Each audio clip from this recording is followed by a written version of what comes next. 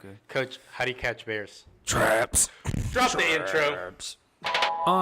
Lately I ain't sleeping much, I'm staying up at night, wondering if all the choices that I make are right. A lot of people doing music for a piece of pie, but all I ever What's up, man? How are you, Coach? Long time no see. It's great to see you. I Great haven't to see seen you you too. in we're going 2 years? 2 years, yeah. 2 years, man. Sad times. You two sitting here in my house in Fort Worth. Who would have thought that a couple years back? Dude, I know. It's crazy.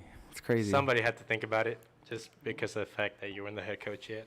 Yeah, no, I wasn't. But I mean, God has a plan, and there's a reason for everything, and everybody's got a journey in life, and that was part of my journey. I had to grow, and I had to learn, and sometimes you learn from the most unsuspecting people, and I mean, I learned something. I try to learn something from everybody I'm around all the time, whether that be a student, whether that be an athlete, whether that be my kids who's 2.5, 4 years old, you know. Shout out to the kids. Shout to out them. Bryn Whalen. Taught me how the toy over there works. Check 'em That was out. pretty dope. Yeah, check them out on Insta at Bryn Kong and at Whalen Kong. They're on there. They do have Yeah, their own that's Instagram. right. Yeah, they're there. So, no, but yeah, I just try to learn something. So even like you touched on that, not being the head coach, and I mean that was 3 years that I met some amazing kids, amazing people, and I learned a ton. And so there's nothing. He's I have talking no about me. problems at all, man. No, he's clearly talking about me. I've got, All I've right, got yeah, no for problems. sure. That's right. I'll wrestle you for it. Okay. No, I was actually talking about like Greg, and yeah. Yeah, exactly. Yeah. I'm talking about like we forget about those talking guys. about like Aaron, Morgan. People You know, that all those actually- people that people that actually actually do do it. something. You know what's crazy? I like the other day I saw Morgan got married and She everything. got married. She's like- doing fantastic, man. I haven't talked to her much. I used to talk to her a little bit, but I'm still in touch with those people. I'm not saying I'm out of touch, but yeah, I got invited to the wedding. You didn't get an invitation? Oh God, no. Why not? I don't know, cause she knew Man. every time I would have been like, Moro, like at every opportunity. She's great, man. She's doing fantastic. All the best to her. Oh yeah. Shout out to her. Never met her. Never met Morgan? Oh, no, I think I did meet At the her, Mo but Mill? I was like, At the Mo Mill? The Mo-Mill, yeah. The Karate Kid? yeah, I met her once, but just past conversation, hi and bye kind of thing. You missed out, man. A great kid. Yeah. Thanks. Smart, I missed out on a intelligent. lot by only wrestling 1 year in high school. She still didn't get to her EMT status, you know, so that's something you guys had in common. I didn't even start, so y'all can't get mad at me for that one. Yeah, me and Caleb, we deuced out at the same time. Exactly. R.I.P. Johnson. R.I.P. We all Johnson. deuced out at the same time. Yeah, you were out too. That's true. Yeah. Shout out to Coach Conger for getting me to college, by the way. No, I don't think that was me. But was shout out to like those guys out there, Coach Schmitz and Coach Cook, that put up with you for that entire time. Yeah. The Oh, year that's first true. year. It Also is true tough. story. Nah, you know what though? Like you had a big part of that because I wanted to go active right out of high school, but then you were a big part on like go on the visits, and then I mean you also played a big part of on my signing day, but you know you, Coach Salazar, the whole wrestling team really did. But I mean if it wasn't for that, what would I have been doing? Because so the reason I started wrestling was I was walking out of the football coach's office sad because I wasn't going to play football my senior year. I left for basic training with the Texas Army National Guard. Came back. I'm walking back all sad. He's like, hey, how'd it go? Because I had him earlier that day. I was like, oh, I'm not playing, blah, blah. And he goes, okay, so go down to the registrar's office. Tell him Coach Conger sent you. You're gonna wrestle. And I was like, I've never wrestled before. He goes, you did combatives. Kind of the same thing. Then I choked a dude out the first day, and he was like, "Oh no, you can't do that thing." That's not a thing. No choking out. I mean, we don't necessarily shy against it, but refs do.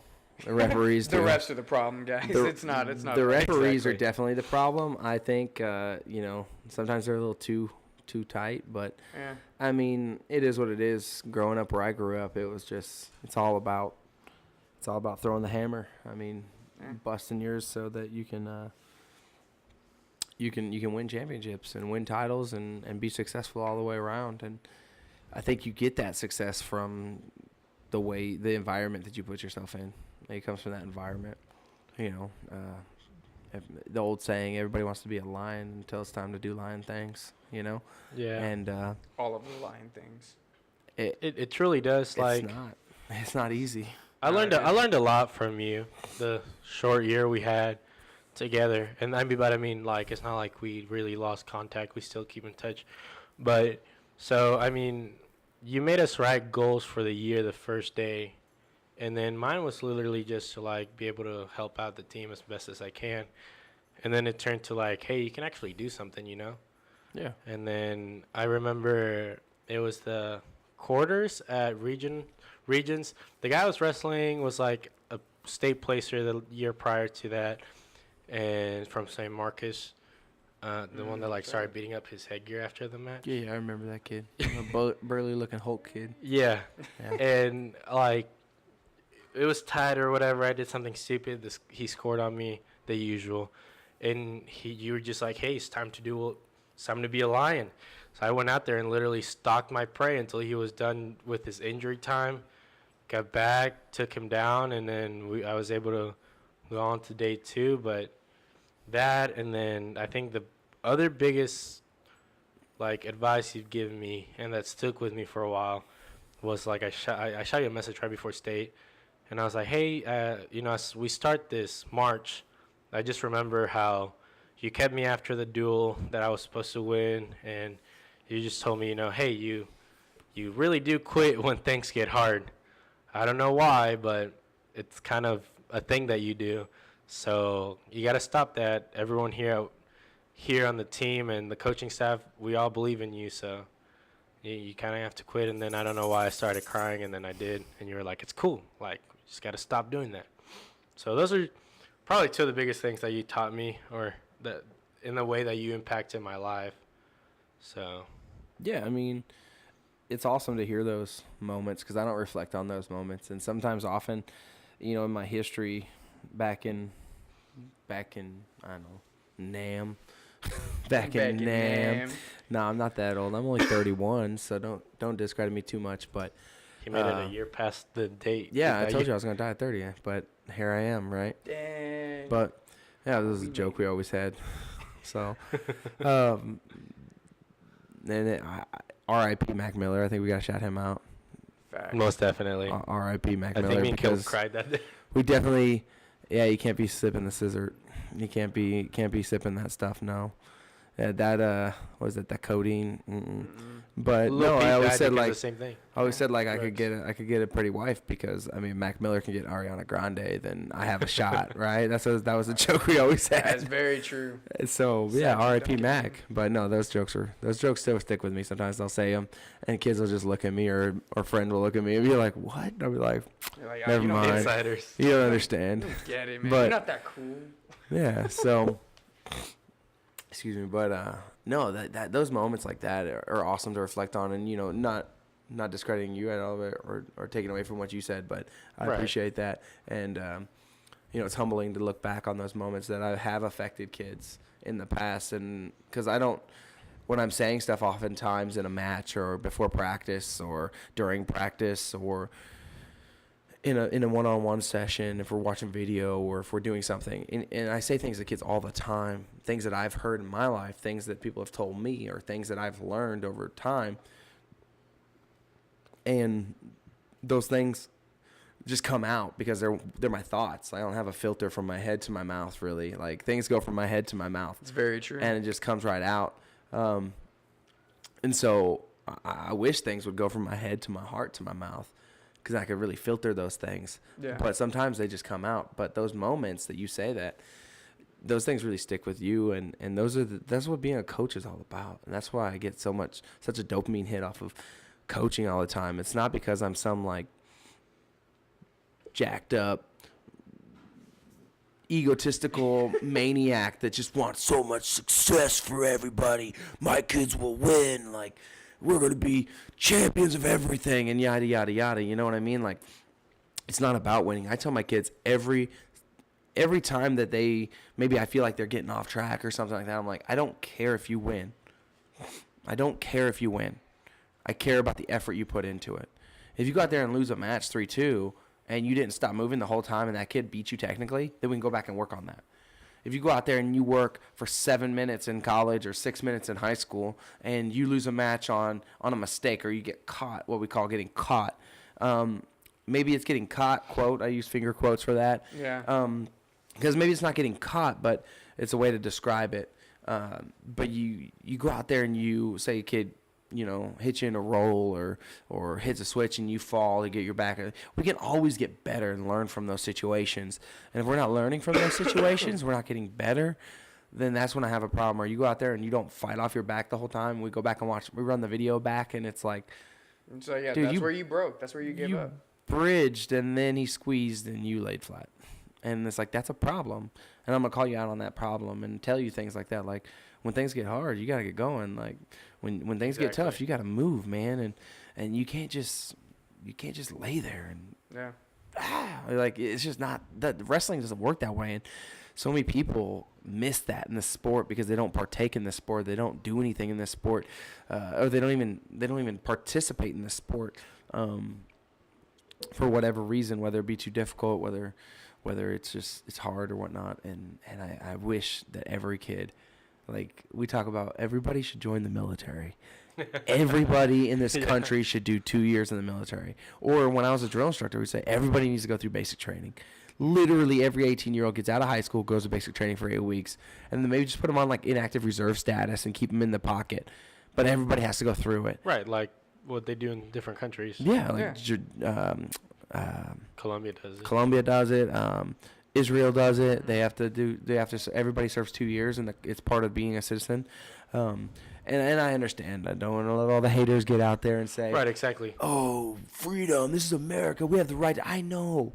I'm just stating that the impact it's had on my life and the impact it's had on so many others' lives. You can't discredit that. You can't take that away from those people, and you can't take away that it actually does provide discipline. Well, I think everybody should wrestle too. Like every 7-8-year-old kid out there should go on a wrestling team for 2 years, and if they like it, they'll stay. If it's not for them or they have another talent, they can go somewhere else. You know what I mean? But they're going to learn so much mental toughness, discipline. They're going to learn how to win, how to lose, just by doing that. And I know that's far-fetched to believe in reality, but that's how much I love this sport and how much I think it could change this country and change this generation that we're right now coaching and that my kids are going to be a part of. I think learning how to lose is like a big thing. Yeah, it's tough to accept, but like you always told me that you learn more from losing than you do from winning, because I mean, you see where you go wrong. Most definitely. And I think that's just a big part of life too, like knowing how to get knocked down and get back up. How to take all the crap life throws at you and mold it into something else. Just kind of keep going with the punches. Kind of learning like the difference between losing because, like you say, technicality and giving up, and learning how to tell somebody that. Because I know like there's a tournament, the Johnson tournament that we host. I lost to the dude that I lost to again at Regents, the dude from the Valley or whatever. I lost to him. And you told me you're out of shape. Like that's simple. Like your weight's easy to get to, therefore you're out of shape. But then when I lost to him at Region, it was very different. But I remember you called me that night. You're like, "Hey, how you doing? Good. Okay, cool. Just checking on you," because I kind of just left afterwards. Yeah. And then we had a great conversation that next week, just on like what I learned. And that was literally the question you led off with, like, what did you learn from that match? And we talked about it and all that kind of stuff. And then afterwards, I was just ready for freestyle Greco. Why? Because, I mean, me personally, I took that loss bad. I went home, isolated myself, didn't want to talk to anybody, didn't call my parents were calling, I just wasn't talking to them. Then That's true. You lived with me and I didn't even see you. Yeah, exactly. And, I mean, I was just like, I don't want to talk to anybody, blah, blah. But then that next week, you're like, hey, this is what you learn from it. This is how you can improve. Like, you got to understand tomorrow, that's what you don't mess up on. And I think that's big for me to take into kind of like what we were talking about before the podcast with my life decisions and all that kind of stuff, because we're so impulsive as humans, even the people that aren't impulsive. And you're 20, man. You're not even 25 yet. Your frontal lobe's not even developed. But wait, you can go to war. You can shoot people. You can do all kinds of things. Fully development. But your frontal lobe isn't developed, and we're gonna expect you to make these rash decisions at that time. And I'm not saying that there aren't mature kids out there, and I'm not saying there's not mature adults out there, because I mean, we can make the argument that the 40-year-olds are not mature and this and that. And I'm not saying that. Don't take that the wrong way, but take it like you've got to look at what your goals are. And everything I think in life is based off of a SMART goal, meaning that you have something to obtain. Like there's a measurable attainability to what you're asking yourself to do. And if there's a measurable attainability to what you're asking yourself to do, then you're going to find success in whatever it is. And you're going to find it in your heart to be able to pursue that. But if it's something you're not really passionate about, then you're not going to find that success at all. Right. And that's something I think everyone can take from, whether young, older than 20. So one of the biggest things is the fact that, like you say, like me, Caleb's 19, I'm 20 years old. And from that, we have our lives ahead of us. But if we're able to make a decision to, okay, I'm going to commit to school for these next 4 years. I'm going to commit to the military for this next 4 years. Post that, like you say, you have that end goal from it. Okay, I'm gonna join the military, get my discipline, get my life on track, get out, start my own business. Get out, I'm trained to do this, so I'm gonna go out and do that. I have free school, I can go that route. Things like that.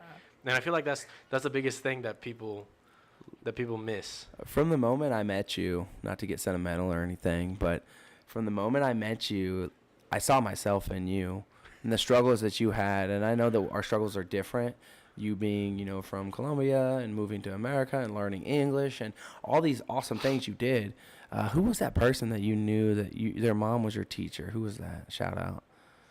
Who was that? Was my teacher. In like middle school, like when you first got, you didn't know any English. Oh, man. Who was that? I forgot. She was in my class, though. She was like, oh, my mom was your teacher, and you didn't know any English. And then, who was that? I don't remember. I remember that conversation. I don't remember. Miss Rodriguez. It was Eric Sananacone. Sananacone's, yeah. Sananacone's mom. Sananacone's mom. What was her name? I don't know. Little Sananacone. That's what we called her. Sananacone. Little Sananacone. The little girl. She was in my class. Shout out, Little Sananacone. If you can see Paige, she's right there. If not, sorry. Beautiful red-nosed pit bull. Hey, baby. Beautiful. But no, and hearing that struggle from you, but I saw a lot of myself in you in that moment. And, you had the military aspect. And so I was like, man, I was in the military. So we connected on so many different levels in that time. And even as an educator, that happens. I mean, it's not far off to believe that you're going to have different connections with different kids in different levels. Caleb and I had a very similar sense of humor. And so we would get off on the same jokes. And so it would be great. But no, man, growing up, a lot of people don't know how I grew up. A lot of people don't understand the struggles I went through at a young age and the things I dealt with and things that turned me toward wrestling and some things that turned me toward the military. But growing up, I mean, I don't want to get all deep into it, but I mean, we can if you want. But do it, you won't. Getting into it, I mean, I was 1987, October 5th. I was born in McMinnville, Oregon. Shout out Mactown. Mactown, Oregon, McMinnville, the Mac. You have to throw out the area code too. Oh man, that's hard. I don't even remember it. That's not. I remember mine. 50 Filthy. What it is? 50 Filthy. 50 Filthy. What's New up? Mexico. So I didn't even live there very long. I ended up moving to Salem, and I grew up in Salem. But my dad was a drug addict, meth addict, heroin addict, in and out of jail, in and home and away from home all the time. It was just my mom there trying to do the best she could. And I tell kids this all the time. I'm like, I grew up and getting a food box from a church or community organization was like a treasure box to me. Like getting a name brand item, a name brand cereal in my house before I was 15 was like unheard of. My gosh. It was like literally, I don't know what kids are into these. Until it expires. I don't know what kids were into these days, like food wise, but it was literally the best, like a pack of Oreos. I never had a pack of Oreos. Boom! It'd be like some Chip Ahoy cookies or something, or some Lucky Charms, or some just name brand Cheerios was a big deal in my house. And so, but we didn't always have milk, and so I would mix cereal with water, or I would eat just bread when I came home, and that was how I grew up. And my mom did the best she could, and God bless her for that. But those are things that I struggled through, and I tried to find solace in things that I was good at. I tried to find that. What was my, there was Niche. something. Yeah, there was a niche. Or the something I was listening to the other day, another podcast, and Cheating on us. yeah, was it? they were Who was talking it? about it was Joe. But Hashtag get Joe Rogan on the Serje podcast. hey, hashtag Joe Rogan. It's my favorite podcast, but next to you guys, of course, now. Respect. But I was listening to his episode with Dr. Phil, and We were watching that live. yeah, and he was talking about having your currency, and it just resonated so deep with me because Yeah. when I was growing Yes. up, I mean, I remember one time I was growing up, and for some reason I was so mad in class. I was third grade. Mr. Schroeder, third grade, shout out Hoover Elementary School in Salem, Oregon. He What's the area code right now? 503, Yeah. 503, yeah, and Gotta find something for it. Let me think. and so I was mad in class for some reason. I don't remember what made me mad, but I was so mad that I started throwing chairs for attention because I wasn't getting attention at home, and I would go into these anger outbursts. And I ended up getting into like they locked me in this room, and I piled all the stuff against the door, and I was just like crying and crying and crying and crying. And this counselor came in and just hugged me, and I started talking to her, and then it led to me getting a mentor program, like Oh, Big nice, Brothers, yeah. Big Sisters kind of thing. But it wasn't Big Brother, Big Sister, but it was like that. It was a mentor program, and I ended up getting a mentor. Shout out to Toby Keaty. Shout out Toby. Yeah. He's I a don't know. bad guy in Naruto.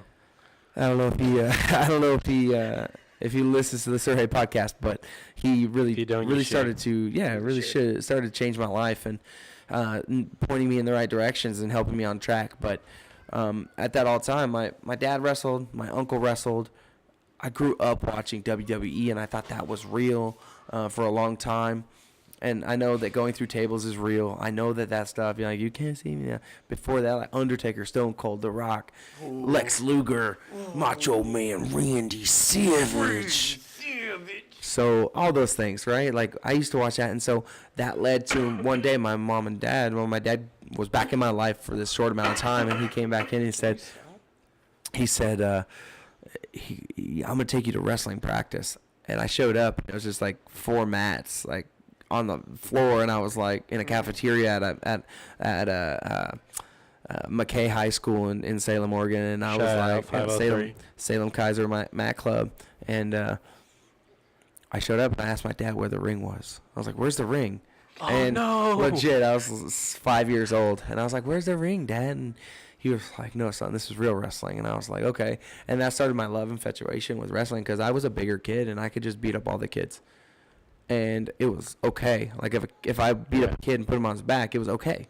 The coaches You would be weren't like, getting in "Good trouble." job." Yeah, you're like, But if I did that at school, it was like go home for 3 days. And it was like I was getting attention, but I wasn't getting the right type of attention, right? So so I started wrestling. That started my infatuation with wrestling. And that just really helped curb me as I got older and found success in the sport. I started to learn how to communicate inside my own realm.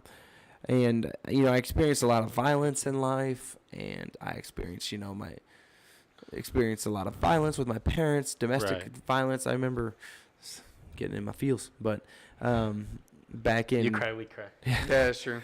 back Every in I was in 2nd grade, and my mom and dad got arrested at my elementary school. Oof. At my Yeah. my mom and dad were there, and there was some sort of fight that broke out for some reason. I think my dad was coming down off a high, and he got mad at my mom, and he stormed out. My mom chased after him, and I remember I ran out of the classroom. My teacher was chasing me, and I got to the door, and I saw my dad turn around and hit my mom, and my mom fell to the ground, and my dad, took off, right? And before he took off, the principal stopped him because they, got word somehow via intercom or whatnot back in those days. And the police came, and I was literally picked up by my grandma, and I was like, "Where's my mom and dad?" I think I was 1st grade. And Wow. and I found out later on that they had both been arrested for domestic violence at my school, and they were both barred from coming to my elementary school anymore. And I was always that kid then at that young age that got That's how labeled people as the saw you. kid that your parents got arrested at school because other parents saw that, and then they started giving me all this sympathy, and I didn't know at that age what it was about. Yeah. You But didn't I knew it understand. wasn't You didn't know what wasn't was supposed to be normal. happening. You know what I mean? And so it was really sad. It was just like crazy. And so I'm not trying to make people feel sorry for me because I'm thankful for how my life turned out. But we all go through these trials and tribulations and these difficult times in life. And you guys looking at my house? Yeah, we were like, it worked out. It's nice. Yeah, I like it a lot. Like this house is awesome. Yeah. We just bought it back in May, and we're really loving this area.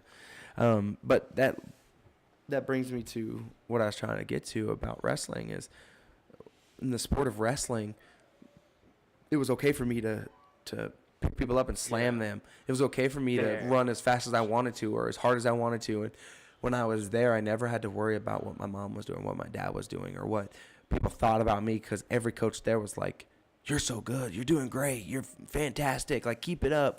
Here's how to do this or here's how to do that. And I was like, yeah. And I was getting that positive attention for positive things.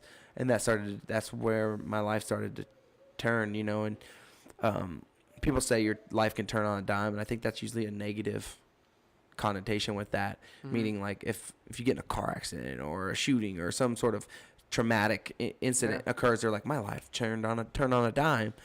But if you have a life-altering experience like that, it's like turning a battleship. It takes 100 miles to turn a battleship around. You know what I mean? And that wrestling journey was my 100-mile turnaround until I got to middle school. My ups and downs were crazy. But when I got to middle school, that's when it started to even out for me, and I started to find like a constant upward success. And so I saw a lot of that in you. When I first met you, I was like, man, I see this kid that's kind of lost. Like, you were hurt and broken because you couldn't play football that year, and you had thought you'd done the right thing by going into the Army National Guard, and you were like, I was serving my country, but I come back and the football coach doesn't want anything to do with me.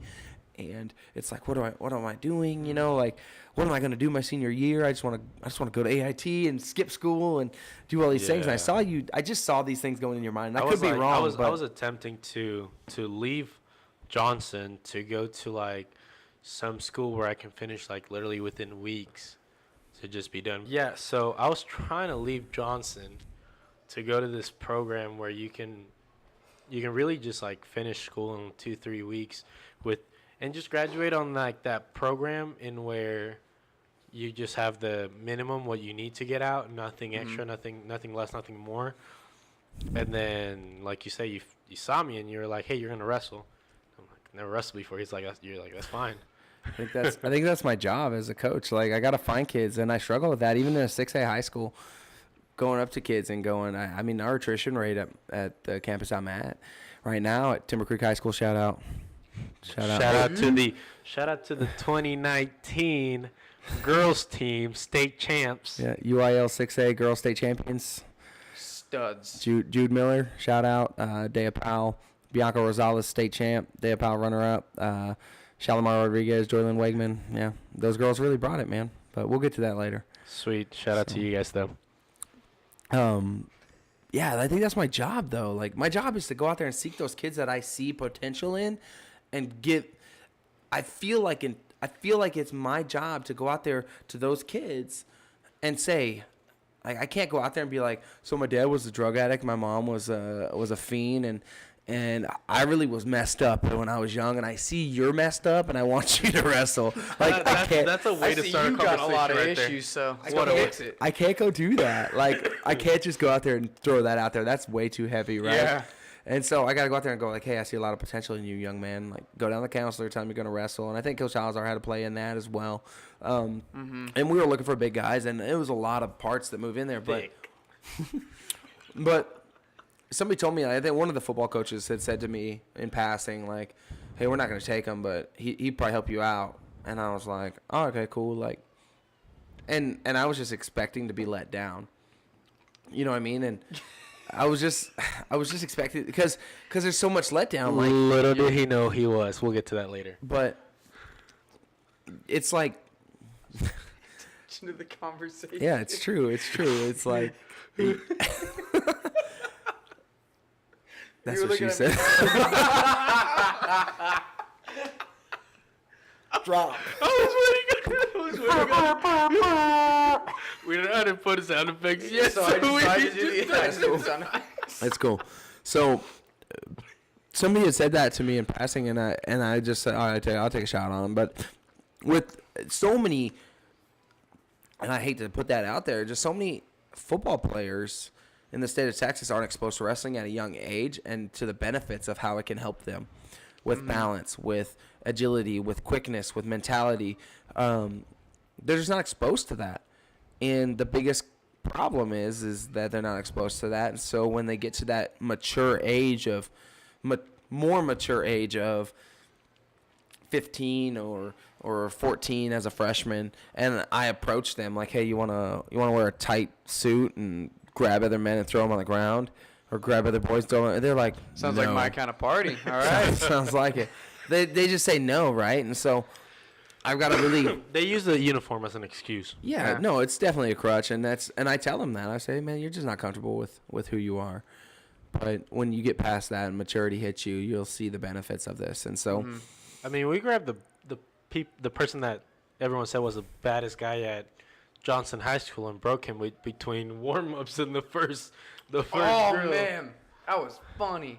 it happens all the time. I mean, Y'all do this every day? yeah. Hell no. Hell no. That was literally what happened between warm-ups and us drilling the first drill of the day. Yeah, and I mean, usually starting with like ducks and drags, man, and it can't even like staying at that pace and keeping your heart rate in that 150 to 180 range is hard, and for an extended amount of time, and people don't understand that's what's called endurance. So Hey, you they want to know can't do something it. cool? After I got my Apple Watch, right? So I was running a lot when I was doing that, and the normal resting heart rate's like 80 beats per minute. Yeah, 60 to 80. 60. You learned that in EMT class. I did do that. I taught you that. Boom, drop mic. Yeah. Shout out to EMT for like class of 2015. I still have the group chat on my phone. Nice.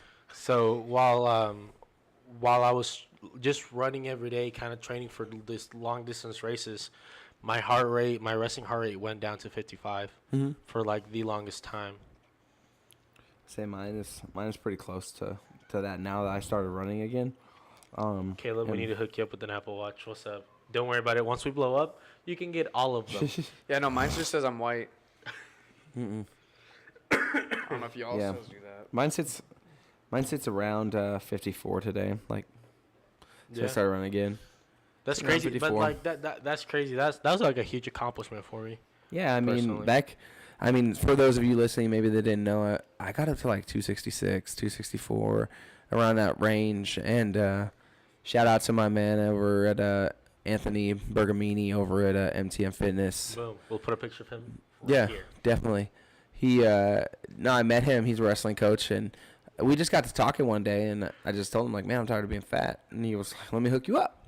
And so, I got him on board with me, and I got on board with him, and we started trying to chip away at it slowly. And since January 6th, I'm down 32 pounds. And, What? yeah, and I'm feeling great, like working out every day. I'm past that like 21 days, make a habit kind of thing. I'm 8 weeks in now, and so if I don't work out, it feels weird for a day. When he gets down to 200, we'll have all the cake. All the cake. Yeah. All the cake. Yeah, all of No. the push-ups. But with that being said, like, I think that being let down is over and over and over. You get numb to the pain. Yeah. And I think that's just a human being, right? We just get numb to the pain of being let down over and over. And I'm not trying to put any pressure on anybody out there that's ever quit wrestling that I was on there, because I am hard. Yeah. I am going to be honest with you. I'm going to be blunt with you. I'm going to be straightforward with you. But I think that's what creates these really good relationships at the end of the day, because, like, yeah, you probably had your ups and downs with a lot of your wrestlers, past, present, and future. But the thing is, like, at the end of the day, like, I'm personally thankful for a lot of things. Me and Caleb were literally just talking about this on the way down. And just, like, how we're thankful. We're two different people, two different experiences with you, so. And think about, like, we've been through times when you were in the lowest of lows and and the highest of highs. It's like, it's just love, though, man. Just, like, try to give you love the best way I know how. And whether that's being stern with you or giving you a hug, it's like, it is what it is. Like, everybody learns different, Most definitely. But on that note of being let down, like, I'm not trying to make anybody shout out that they're being let down, but you've got to give it a shot. And I think it's kind of funny. Talk about this this weekend. This weekend I shot about talk about Tom Lovett, Coach Tom Lovett over at Steele High School, wrestling coach. Shout out to you, man. You're one of my best friends down in San Antonio. Still talk to you all the time, but one of our girls, one of my girls and one of his girls wrestle each other. But we had talked about it, and before the Parade of Champions, before the state finals, I introduced him to one of my girls. Like, hey, my assistant coach and another girl. I said, hey, Coach Tom Lovett down in Steele? And they're like, no. And he comes off with, man, when I first met you, I hated you. That's literally what everybody says about Coach Conger. And I don't know how to take that. Like, I really struggle with that. Yeah, that's just you, man. I came home and was like, Mom, we got this new coach, and like, he does stuff like he actually wrestles. He actually wrestles does stuff. It's super cool. It's just, I don't know. When I heard people talk about it, it's like, dude, we hated the guy at first, but he's really cool. He's just passionate about what he does. And I think that really comes from being a drill instructor, like being a TI, a military training instructor in the United States Air Force, 2009, 2012. Shout out to our veterans out there. Yeah, all veterans. Future, we love present, you guys. Yeah. And past. Dang, I forgot about the past. R.I.P., man. R.I.P., yeah. R.I.P. Yeah. And so, but with that, it's like, being a drill instructor, I've got 8 weeks or 8.5 weeks at that time to mold a 18, 19, 30-year-old into what the Air Force vision of an airman is. And I learned to do that the only way I knew how as a 20-year-old. And that was very blunt, straightforward, in your face, as hard and as fast as I could go until you either broke or gave up and just submitted to whatever I needed you to do, whether that be roll a T-shirt, fold socks, or roll socks, roll a T-shirt, fold underwear, whatever it is that I needed you to do, I needed you to do it. Whether that's dusting behind the toilet, whether that's scrubbing the floor with a toothbrush, whatever that was, I needed you to do it for a reason. And if you didn't see the purpose behind that reason, then I needed to make you see the purpose behind that reason. And that's where I think I can, because I haven't always been this way. I mean, and I don't even know what I mean by that. I don't even know what I mean, because I'm comfortable with who I am. But I guess growing up and stuff. You see a difference between you now at 31 versus you now at 20. I don't know. I don't know what the difference is. I would have to go back and ask, like, some of the guys. Yeah, I would have to go back and ask people around me. Because, I mean, I always found success in the military. And that was funny. Like, in high school, I had a successful wrestling career. 2-time state placer, 4-time state qualifier. One of the only 4-time state qualifiers out of my high school ever. And I had success, and I had opportunities to go wrestle on the next level. But because of my home life, I needed to get out. Yeah. And I elected that my future was going to be moving forward in the United States Air Force. And I felt like I had to do that. I felt like for whatever reason, I had to prove to myself and everybody around me that I could do it. And then maybe I was a smart-ass kid and didn't always follow the rules. And so when I told people, like, where are you going to college? And I said, no, I'm going to go in the Air Force. And they're like, huh, you're not going to make it. First time somebody yells at you, you're going to just snap off at them. But it was complete opposite. Retweet. That's what people said about me, too. Yeah. As soon as I got there, the first time, technical sergeant. Be an officer. I'm trying to talk Caleb into going officer right afterwards. We'll talk about it. We'll talk about it next podcast. Exactly. Next episode. Yeah, next episode. DFW. Make this like a monthly thing. We could do that. That'd be dope. Time with. So, but I never forget it, getting off the bus. The next morning, we got. I remember the whole getting off the bus. I remember the ride to Lackland and all that stuff. You don't sleep, huh? No. And the night we got there, we stepped down on the yellow feet, and I remember Technical Sergeant Lewis, Puerto Rican, started screaming at me, and I couldn't understand a word he said. And from that instant, I knew the game was real. It no longer was a game to me. It was no longer a, let's see how long I can go without being seen. Let's go see how long I can go without doing this or that. It was instantly real life. Like, yep. It was. I'm an embarrassment. Yeah. It was. Hello. Yeah. It was like that light bulb. That's that light bulb off in my mind, like going off. That I was there. I was in it. You know who David Goggins is? Oh my God, I love him. Yeah, right. So he talks about. Pause real quick. I gotta go. No, I'm just kidding. Oh, okay. Dude, David Goggins, like, that mother, like, that dude's like, I'm running with a torn Achilles, and I just tell myself, shut the up. And like, then I qualified for Boston. and then next thing you know, I'm 450 miles in, and I'm like, man, my heel hurts. They're like, because you have no Achilles. He's like, oh, I didn't know. Huh. He says, You have a hole in your heart. You've had a hole in your heart. I'm a SEAL, though. I just taped it up. I just taped it up so my foot couldn't move. I just ran on a peg leg. But no, like, Yeah, dude, he's crazy. I turned a bunch of my wrestlers onto him. I don't know how many of them actually listened to him, and I told them, like, hey, if your parents listen to him, I didn't tell you to listen to him because he dropped so many bad words that. But then he's like the fact that I curse so much doesn't mean I'm the Antichrist. No, it's not He goes, you're I'm a just bad passionate. person. He goes, I'm just passionate about what I do. What if I'm there at Judgment Day and God's like, David Goggins, Caleb laughed at this though. He goes, how's God gonna know how much you weigh? How's God gonna have that written down how much you weigh? He goes, David Goggins, 185 pounds, ultra marathon runner, Navy SEAL, U.S. Ranger. And he goes, oh no, I just pray for cockroaches over at Steak and Shake. And he goes, oh no, this is what I had planned for you. And he talks about that all the time. Like, what happens if I get up there and that happens? I think when you're on that level of SEAL level, and you've faced the things that he faced and the things that he's done training wise in combat. I mean, he was. I don't remember completely. I think he was a SEAL and a PJ. So he was a SEAL, a PJ, and a Ranger. And a Ranger. He went through Ranger school. Yeah. And I'm not clear if he went through Ranger school in the Army or if he went through Ranger school when he was a PJ. He was a SEAL, right? Then he went through Army because he felt like he was, what's the word? He was becoming a common. Yeah. He was becoming common. And then he felt like he was becoming common again, therefore he went to PJ. Yeah. PJ training. No, I mean, I have that's the something- utmost that's respect for PJs. Something Caleb talks about. If you guys don't know what lot, PJs are, they're then you're just lost. Super comfortable, honestly. I wear them to bed a lot. PJs, yeah. So a PJ is a pararescueman in the Air Force, and they're essentially a guy that jumps out of planes in the combat area, and combat areas, and they're like the medic. They're like Didn't you work with some? I worked with some in Lackland. I'm not close enough to be like, hey, we're best friends or anything like that, but.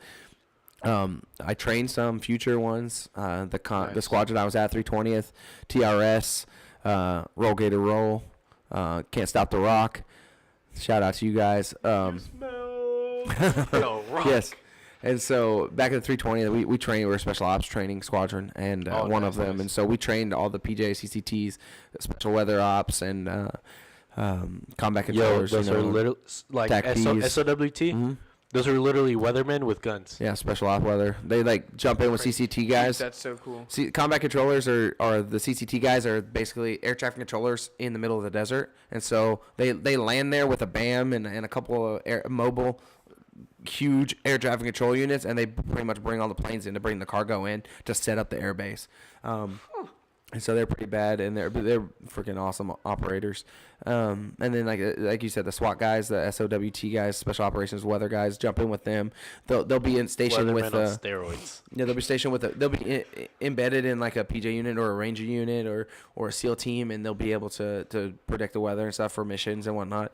They're basically meteorologists with guns, like just meteorologists with guns, and yeah, they're not pajamas. Different yeah, thing. Definitely. So the PJ guys are crazy, and so I have the utmost respect for PJs because they're almost PAs, physician assistants, that are soldiers or airmen that jump out of like they do Halo jumps though. Yeah, they do Halo. They do because I know like if you don't know what Halo is, it's high altitude, low open. Means you jump from like 30,000 feet, but you don't open your chute until you're at like 4,000 feet.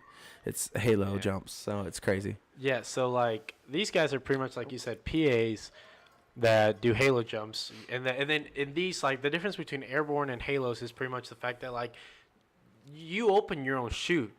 In airborne, you step off and this what they call static line. Yes, you just jump out and the line just pulls the chute for you, and so you're just controlling yourself down, hoping it opens. You learn about this when you're an officer in the military. Yeah. Yeah. Oh, Mom's not watching this episode 2. episode. She'll kick my ass. Episode 2. Episode Mama 2. Alexander, you'll be fine. He'll be fine. We'll take care of your baby. Uncle Sam loves him. Sam loves But I it. mean, once he gets his degree, he can become. That's like not your uncle that like a- drove the white van, though. That's different Uncle Sam. No, yeah, different Uncle Sam. Totally different Uncle Sam. Yeah, he just had a bunch of cans of spray paint in the back, and he would just spray paint over the free candy every day. Listen, we're not gonna talk about 50 Filthy like that, all right? Yeah. That's hilarious. No, but what were you saying? A, I'm trying to get this guy to go, and that's a psychologist in there, but Yeah, it's great. B, it's like Caleb. So lately, like he's like when it comes down to wrestling, he's been, and I mean I haven't wrestled much this year, but he's just saying how okay, I'm here, but I need to get here to that next level. And I've been watching Naruto a ton, so like I might just make a reference from there. Like he opens one gate, right? He gets there. Now how do I open the next one? You know, whenever Rock Lee's like opening the gates.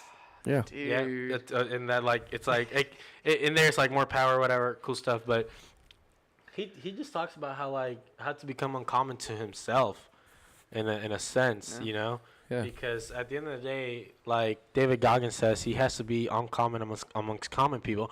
So he goes, I'm gonna be a SEAL. Then he's like, oh man, I'm already SEAL. What do I do now? I'm gonna be a SEAL and a Ranger. Okay, now I'm getting comfortable again. I'm going to be a SEAL, a Ranger, and a PJ, and then retire. What do I do now? Oh, I'm going to go jump out of planes and then just take on You follow him. the what are the wildfires? He's Yeah. going to jump out of the planes and be that guy that like makes that thing go off. Do you follow him on Twitter? Not on Facebook? Twitter. You follow him on I follow Facebook, him Twitter, on Instagram, whatever. Instagram. So the And other then day, I it was like watched a week the ago. things over and over. And so like the week ago, he was on there, and he was driving from like Vegas to LA or something. And it was like bumper to bumper traffic. He pulled off in the middle of the desert, and he's like, I'm doing 2-a-day runs. I just need to get my run in sometime. I either run now or run later. And he just like tying his runs, shoes, and he's yeah. videoing himself running through the desert. And he's like, I just got to get it in. And that's, he says like sometimes that he Pull over on the way to San Antonio. yeah. He said like he has like days like that where he just struggles, and he has a quote that on Rogan's podcast he was like looking over, and he's like, sometimes I wake up and I see my running shoes and I'm like, nah, not today. Not putting you on today. Nope. And he's like, but 30 then minutes they like fighting. talk to me and they're like you're gonna put me on. And then he's like, I'll finally come to my. It might not be like right after I might plan to run at 5 a.m, but I might not run until 7. But that whole time I'm having an argument with my shoes. And he's like, but sooner or later I'm like, you know what? Screw this. I'm doing it, and I just do it, and that's what it's about. Hey, yo, little people. Yeah. You guys need to say goodnight. I love you guys. Good night. Thank you for cleaning your playroom. That was very sweet of you. Shout out. Thank you so much. I love you. Sweet dreams. I'll see you in the morning. Night night. Shout out to the boss. Shout Take out to care of Bryn the Kong kids. at Waylon Kong. Check him out on Instagram. I need to do a better job of running their Instagram pages. Daddy-O is not doing a good job, but I will. He's just busy winning state titles. Yeah, No, state no, titles no. or whatever. That's all of them, man. Those girls are awesome. We'll get to that in a little bit. Those girls are awesome, but But we'll do the buy-in thing then. But we'll get to the Sweet. philosophy talk. But no, Goggins, man. I love Goggins. he's I love crazy. Goggins. Like I feel like I'm not on Goggins' level mentally, but I feel like I could be someday if Oh, yeah. if I just got hardcore enough. Because Me and Caleb hit that level on the walk. You know. Oh yeah. Ooh, let's talk about your walk, man. 49 miles there and back. No, So, no, like, just no. there. Oh, yeah. Just 49 there. Straight shot. Yeah. He's at 49 straight shot, miles. Yeah. And you walked the whole thing. You, Caleb, and This girl Maxine, she's Maxine. my fiance's friend. She's Yeah. my fiance's friend. She just comes up and she's like, "Hey, you know, I know people and family members who have been a victim to this. Can I do this with you?" And I looked at her. I like was any type of sexual violence yeah, so like or physical, sexual, verbal, mental, verbal, any abuse, not just sexual. Pretty much domestic abuse. Just pretty any much. type of abuse, Abuse in you're walking general. for. And she Does that count the goes, abuse I put you through in wrestling in high school? That's different. You were just Okay, No, okay. abusing see, us. it doesn't. We weren't standing up for it. It was really just me getting over it. Okay. I just want to make I had sure to that you walk guys. 49 miles. I to wanted get to over make it. sure you guys were walking because of me. Like I'm We'll like do that. We'll do the Conger walk and it'll be from. I now became a abuser, and you guys were walking to get over it. What And was, you're what like was that term we had? We had You guys showed me an immense amount of grace by coming here and doing this podcast tonight in my humble abode. I was truly did. afraid. Because but we got here before you got here, and the garage door opened up. Oh, and he was just like, I I'm was afraid like- he's just gonna come out and double leg us Yeah, from I anywhere. was like, he's messing it's with gonna us. happen. He's messing. He I see hit the you cars on the down street. cameras. I see you on the cameras walking up to my I told house. you, I was like, he hit the got car me. down the street. Oh. No, just timing. It was just timing. There's nothing sneaky. No Chuck Norris going on. I had my garage on my phone, so I just opened it up when I'm around the corner. Oh, nice. So no, that would have been slick though, wouldn't it? You just Yeah. Sweet. So the March, we like planned it for about a month. Yeah, I saw a lot of activity on it, and I was like, "What's this guy up to?" But it was kind of championship season, like Yeah. championship season as the wrestling coach talking about like district, regional, state. So coming into February, and I was like, I don't really know what's going on, and so I didn't reach Right. out to you. But I was definitely intrigued. I was seeing the social media chatter about it. Right. So when me and Caleb started the podcast, we want to help people, and a lot of people reached into us. People we went to high school with, like people that we don't know at all. Yeah, random people. We had people who we had never, talked to. We had people we kind of knew, kind of didn't, but then we had people that were super duper close to us, and they had a similar story. A lot of physical and sexual abuse, and we were kind of like, So enough is enough. Like I'm tired of just sitting around and apologizing. Like I can't. and being like, we'll pray for you. Yeah. What does I'm sorry really mean? Exactly. I think I have this philosophy that I'm sorry and I love you are the two most oversaid things in the entire world. Like, Send it. because how many people can actually genuinely say, I love you or I'm sorry to you and tell you why? Not a lot. So many people will say, like, I'm sorry. Sorry for what? Like, in that instant, you didn't do it. So why are you saying you're sorry to somebody? Like, oh, I'm sorry you faced domestic violence or domestic abuse. Okay. Like, that doesn't make them feel better. It doesn't Exactly, erase yeah. the past. No, but how can we get over it? And so by taking a stand, saying like, "Hey, the Serje podcast is not going to stand for any type of abuse," that really goes a long way for you guys. So I kudos to you guys. Appreciate That's that, awesome. yeah. I love it. I love seeing guys that I know, former wrestlers and former students and current friends step out there and say like, Nice. Hey. We're friends. "We're stepping up." Oh. And so kudos to you guys for doing that. But tell me more. You guys planned it out. So the podcast all started with a text message. Really, I was like, "Hey Caleb, let's start a podcast." I was like, how are we gonna do that? I told him, "I don't know. We'll We- figure it out." We still kind of don't, but we're still doing it. So Yeah. So then, 3 weeks later, we're already getting ready for this March. And what happened was, I put out my first episode like, "Hey, if you guys need help, our email will be through here." And we got emails, calls, all that kind of stuff. And then one call pretty much was like, "Hey," from someone we knew and we went to school with, and they were like, "This happened." And I was like, "Wow, we're going to do something about it. I don't know what we're going to do about it, but we will." But we're doing something. Yeah. So then I called Caleb. I was like, "Look, this is a huge problem. This is what people are reaching us Mhm. to us about." Yeah, and like And- at that same time, like I just got off with one of my other friends that went to Johnson, and she was telling me how, Claudia Taylor Johnson High School, Claudia San Antonio, Taylor, Texas. Lady Bird Johnson High School, Shout out to where all of 78259. this started. All those Jaguars out there. all those go Jags. It's a great day to be a Jaguar. Oh, Do your homework or not.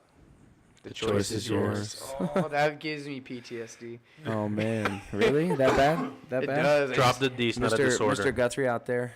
He's the New- G. Yeah, New principal at Bush Middle School. Yeah, Is he really? yeah, Oh, that's awesome. super cool. He's not on that Jaguar train anymore. No, he's not. What is Barbara Bush? What were they? Bulldogs? Something like that. Yeah, something like that. Bulldogs. Yeah, awesome. Because Timberwolves ate Bulldogs. Give me. Send it. But yeah, like I got off the phone a couple days before he gave me that call, and she was like, "Yeah, like I just got out of this really bad relationship. That's why I wasn't able to talk to you. It was super abusive and super controlling, like to the point where I was just genuinely shocked that like My this could friend happen couldn't so talk to early me. on in life. Because like I hear a lot of domestic violence go down Yeah. in like marriages after a certain like a couple years, not really in dating relationships that get so terribly bad. So I was like, you know what? Hell yeah, we're gonna do something. I don't know what we're So- gonna do. I don't know if you ever met him, but do you know Deshaun or Dayana Hartley? No. Dan and I went to a magnet school. Oh, But that's so right. through the Hartleys, their mom was one of the co-founders of Girls Who Conquer, the organization we teamed up with, Shout out Nadiria and Ernestine. and Ernestine. So they're the one that started. Ernestine. Not and Ernestine not Hopkins. Naduria and Ernestine. It's like Naduria and Ernestine. You gotta give them proper props, man. That is true. That Yeah, is true. Speak up. I just thought we were touching on, the person we knew through that. Yeah, Yeah, so yeah. we, Like, we, hey. we knew her. And Sorry. so the number 98, like I told you before, is Yeah. very significant. It weighs $98 first time. Exactly. Yeah. So the first time they tried to even raise money, they raised $98. And then through more research, we figured out that every 98 seconds someone falls victim to sexual, physical, verbal, any kind of abuse, and then every 11 minutes is a child. And that I think that fact hit us the most. Does Yeah. neglect go into that too? I don't know about neglect, but Like child neglect or like parents that aren't around, things like that. I mean, we definitely like walked for those people too. I guess it could be considered as a form of abuse. Yeah. I would put that in that category. that's tough stuff. I mean, yeah. how Yeah. do you put a measure on that? You know, in the effect, because one time could affect somebody this much, and then somebody gets repeated, how much does that affect them? And so it's just like continuous and never stops. Yeah. It's scary. Yeah. Very It's in- scary to think about. It really is. Real world. But hard. I mean, at the end of the day, like you say, real world. Like Dr. Lawrence says, real men, real talk. And I think those are some things we just need to be said or talked about. You know. Yeah. But- I mean, the more we make it a normal conversation topic, the less power it has over us. You know. So, if all we do is at least start up a conversation, then at least we have that going. You know. Correct. Yeah. And so, a conversation started all of this. A couple conversations Yeah. started all of Yeah. this. So Meaning the walk. Yeah, the whole meaning walk. the walk. Yeah. So we get in contact with Nadir Hartley, and we're like, hey, can we help you raise money? She was like, what are you planning on doing? Originally it was just me and Caleb.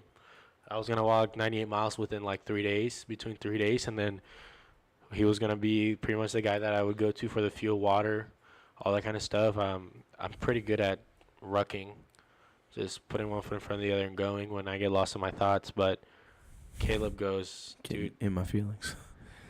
Kiki.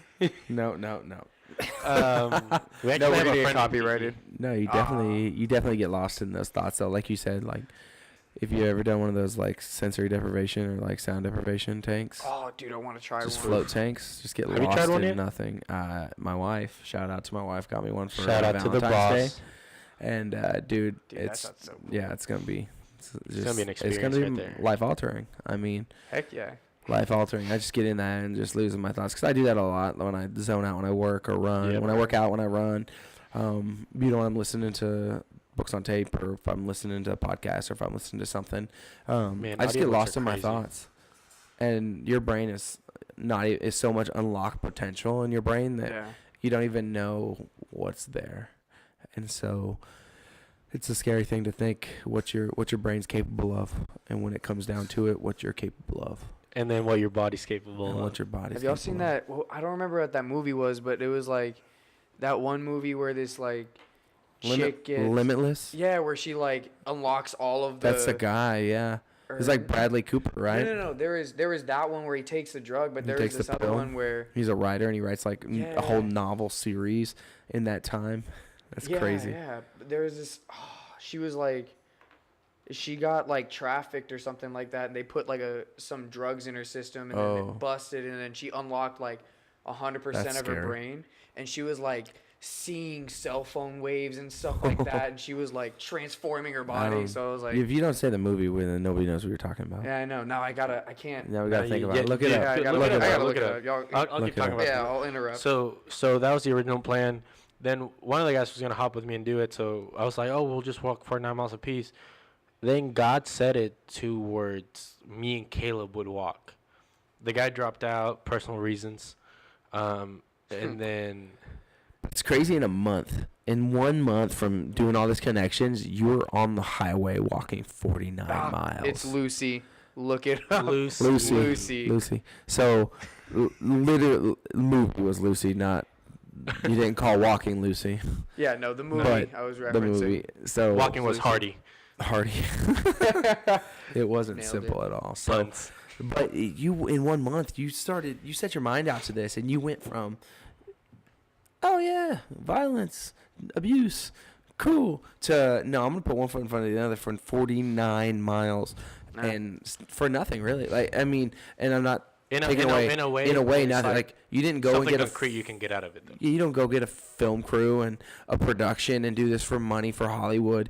You did this because you two genuinely care in your heart about this issue. Yeah. And that means something to a lot of people. And if you make this like an annual thing, or you make it So, something, I bet you it'll actually- grow into like Oh, where yeah. you're gonna need a permit because the highway patrol is gonna be like, dude, you can't walk down this highway with 400 people. Right. So actually, It's gonna we're be we're dope. gonna talk about Coach Meister about that. And then when he told me that the next day or the Monday after we were done with the march, I was like, I'll plan it. Yeah. And I was like, I'll plan it. We can get the wrestlers to walk. Yeah, But I think that's awesome. But yeah, exactly. And that's the thing. Like his vision on this is like an annual thing. We can help girls who conquer things like that. You know, Yeah. we can make it bigger. But But not just don't limit it to girls. oh no, Yeah, girls who men, conquer boys, us in the organization. The girls that conquer the organization, but any abuse yeah. victim. I'm sure there's male abuse victims out there. I mean, I was a victim of abuse growing up. Right. Exactly. Domestic And that- abuse. I grew up in a house with domestic violence, and I grew up in an abuse environment, and that could be physical, mental, sexual. Have you heard our podcast with Dr. Lawrence? I haven't listened to that one No, yet. so like in that one, that's where he goes into the effect that like guys don't want to say anything. Why? Because some cops just aren't trained well enough to handle that. So let's talk about sexual assault, right? Guys are It's the most prominent, probably not the most occurring one, but probably one of the more popular ones. Just people think about assault, or abuse, they automatically jump to sexual. right. Yeah, Yeah, Which is so many exactly. different forms. So let's talk about that. A cop is And that was a broad statement for anybody listening out there. Like, I'm not saying that that's the most common. I'm saying it. A It lot is of one people's of the- mind it's just jump that to it every because now and it's then, where it it's the most scary one. I think Yeah. it could be the scariest one. most Um, definitely. So he goes, let's make that sexual assault scenario. A guy sexually assaulted by another male. A cop. One guy told me and Caleb, I'm never telling the cops again. Why? They were more worried about him being if he was gay than anything else, really. They were Yeah. like, did you like it? Were you accepting to? The dude was like, I was just being a nice person. Let him gonna Yeah. crash at my house because he was sloshed. And you guys are asking me if I'm gay. Yeah. That's scary. Now that's just ignorance. right Yeah. now let's say domestic abuse as in physical, right? We have this whole like the Hispanic side of things, they call it machismo, you know? You're not gonna want to call the cops and be like, oh hey, yeah, my wife beat me up. That's that manliness in you to not say it. Yeah. So man up, suck it up. So at the end of the day, me, Caleb, and Maxine, we walked for everybody. Yeah. From a child, a kid, an infant, to people that are still going through this that are older, you know? Yeah. And that's people in general, male or female. And that's Exactly. life changing. I mean, that's life changing for you guys. That's life changing for people to hear your story, Yeah. and you guys put your mark on that, and that's inspirational to me. I mean, that's amazing. And with what you said earlier, you know, like, it wasn't for nothing, like you said, right? And again, somebody was like, oh, there's nothing concrete about this. But that's because she didn't take the time to look into it.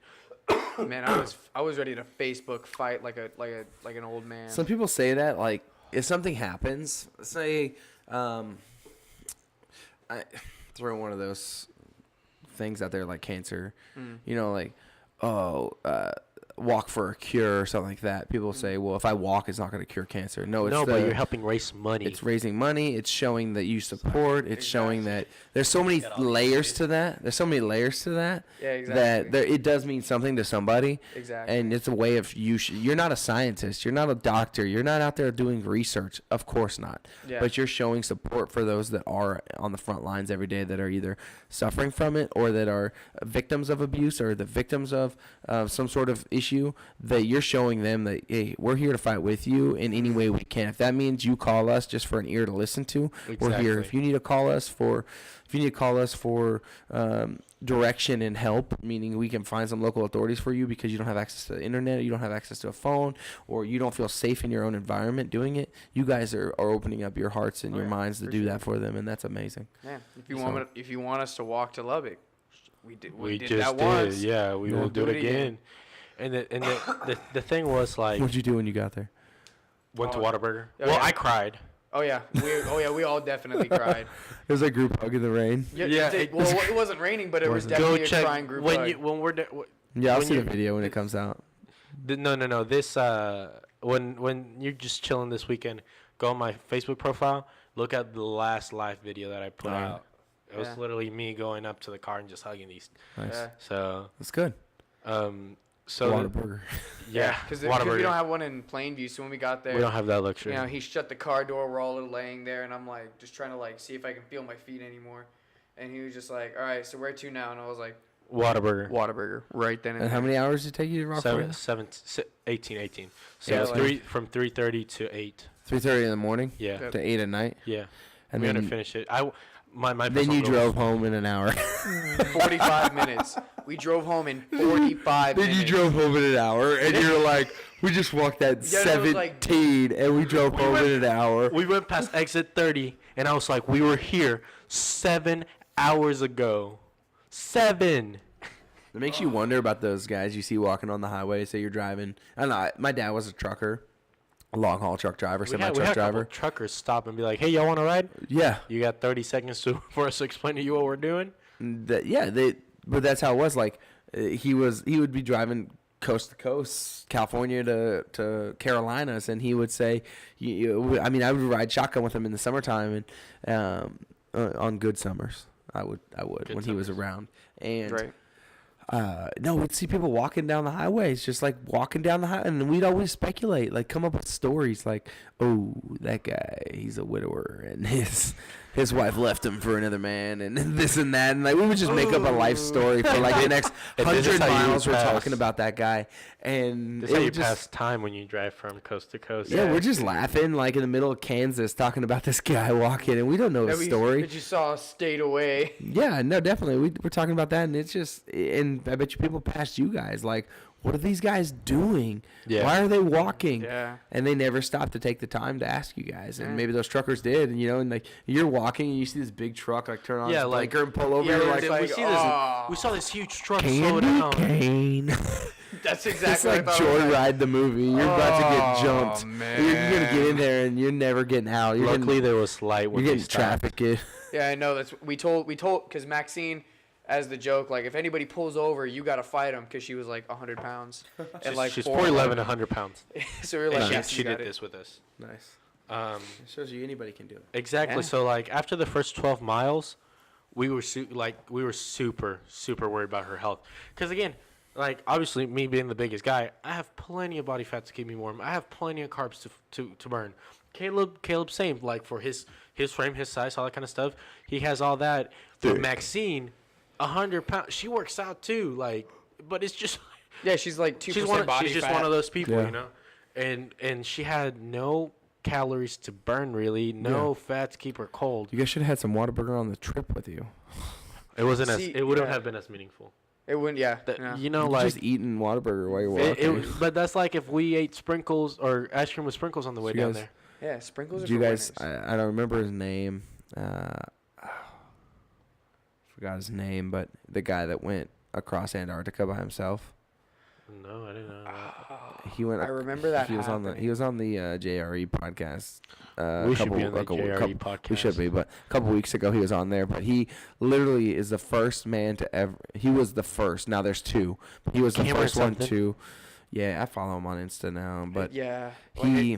he went across Antarctica by himself, literally, and he talked about that, like getting lost in his thoughts and how he literally for a year planned it, and he had to go through and like make like these bars of like high energy, and they were frozen because they're like negative 80 degrees there, Yeah. and he had to eat frozen like fruit bars for 55 days, and he's like, and they asked him like, what'd you do the first time you got home? He's like, just eat.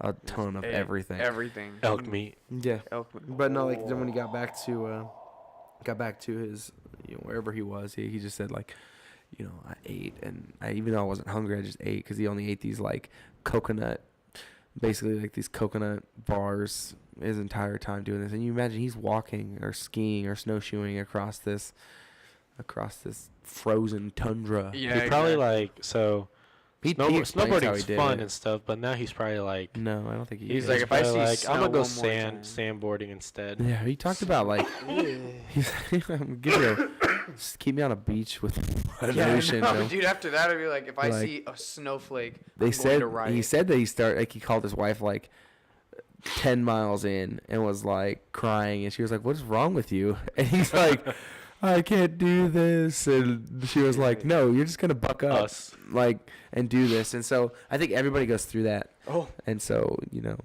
That's were not. you But done like, with the thing remarks? is, I was gonna transition there, but I didn't want to transition if you weren't done. no. But the thing is, like you said, we went through a ton of years of probably like emotional stress in I that know March. exactly. We were getting So they we were say- getting off what you gave us. Yeah. We were Running off of Conger fuel. Exactly. That's the They say- From the years they of say yelling marathon at you that runners- you can do it. Yeah. They say marathon runners go through a few years of emotions running a marathon, and like definitely for us too. We did an ultra march because it was over 24.6 Yeah, miles. is that what they call it? So anything over 26.2, It's anything ultra. over 20 is ultra. I did 27. That's an old. You walked it or run it? I'm just Oh. saying. I did if you do 27. 27, that's an I'm, ultra. I'm an now an ultra. ultra athlete. You guys are ultra walkers. Congratulations. Wait, so The if I just 7 like people stance in listening to this motion for podcast now 27 care. miles, does that make me an ultra wrestler? Yes, you couldn't do it. You couldn't do it. But like, so we can't break stance.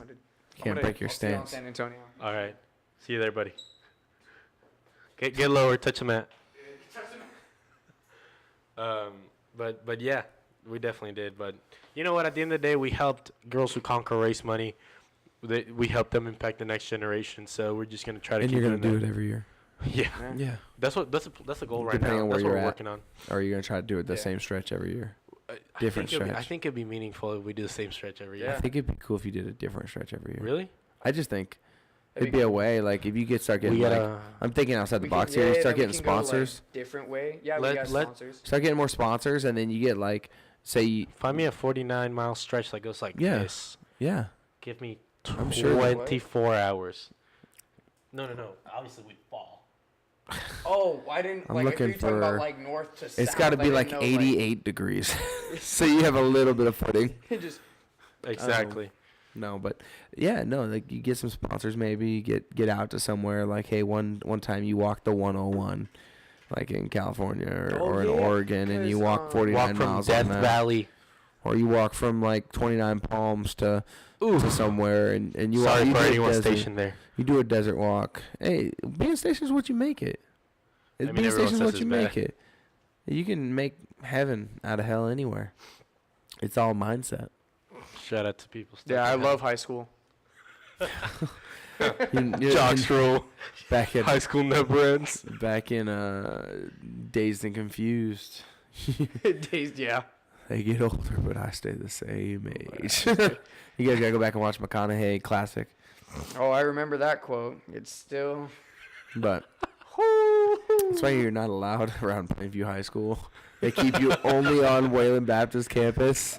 Like, yeah, this guy can only go to We McDonald's literally- and back to campus. You literally have an anklet on. My apartment is literally so like this is where Wayland campus ends. I'm right here. Yeah, so we're So like. he's right only there. allowed like 100 feet off campus. Like sirens go off, police show up.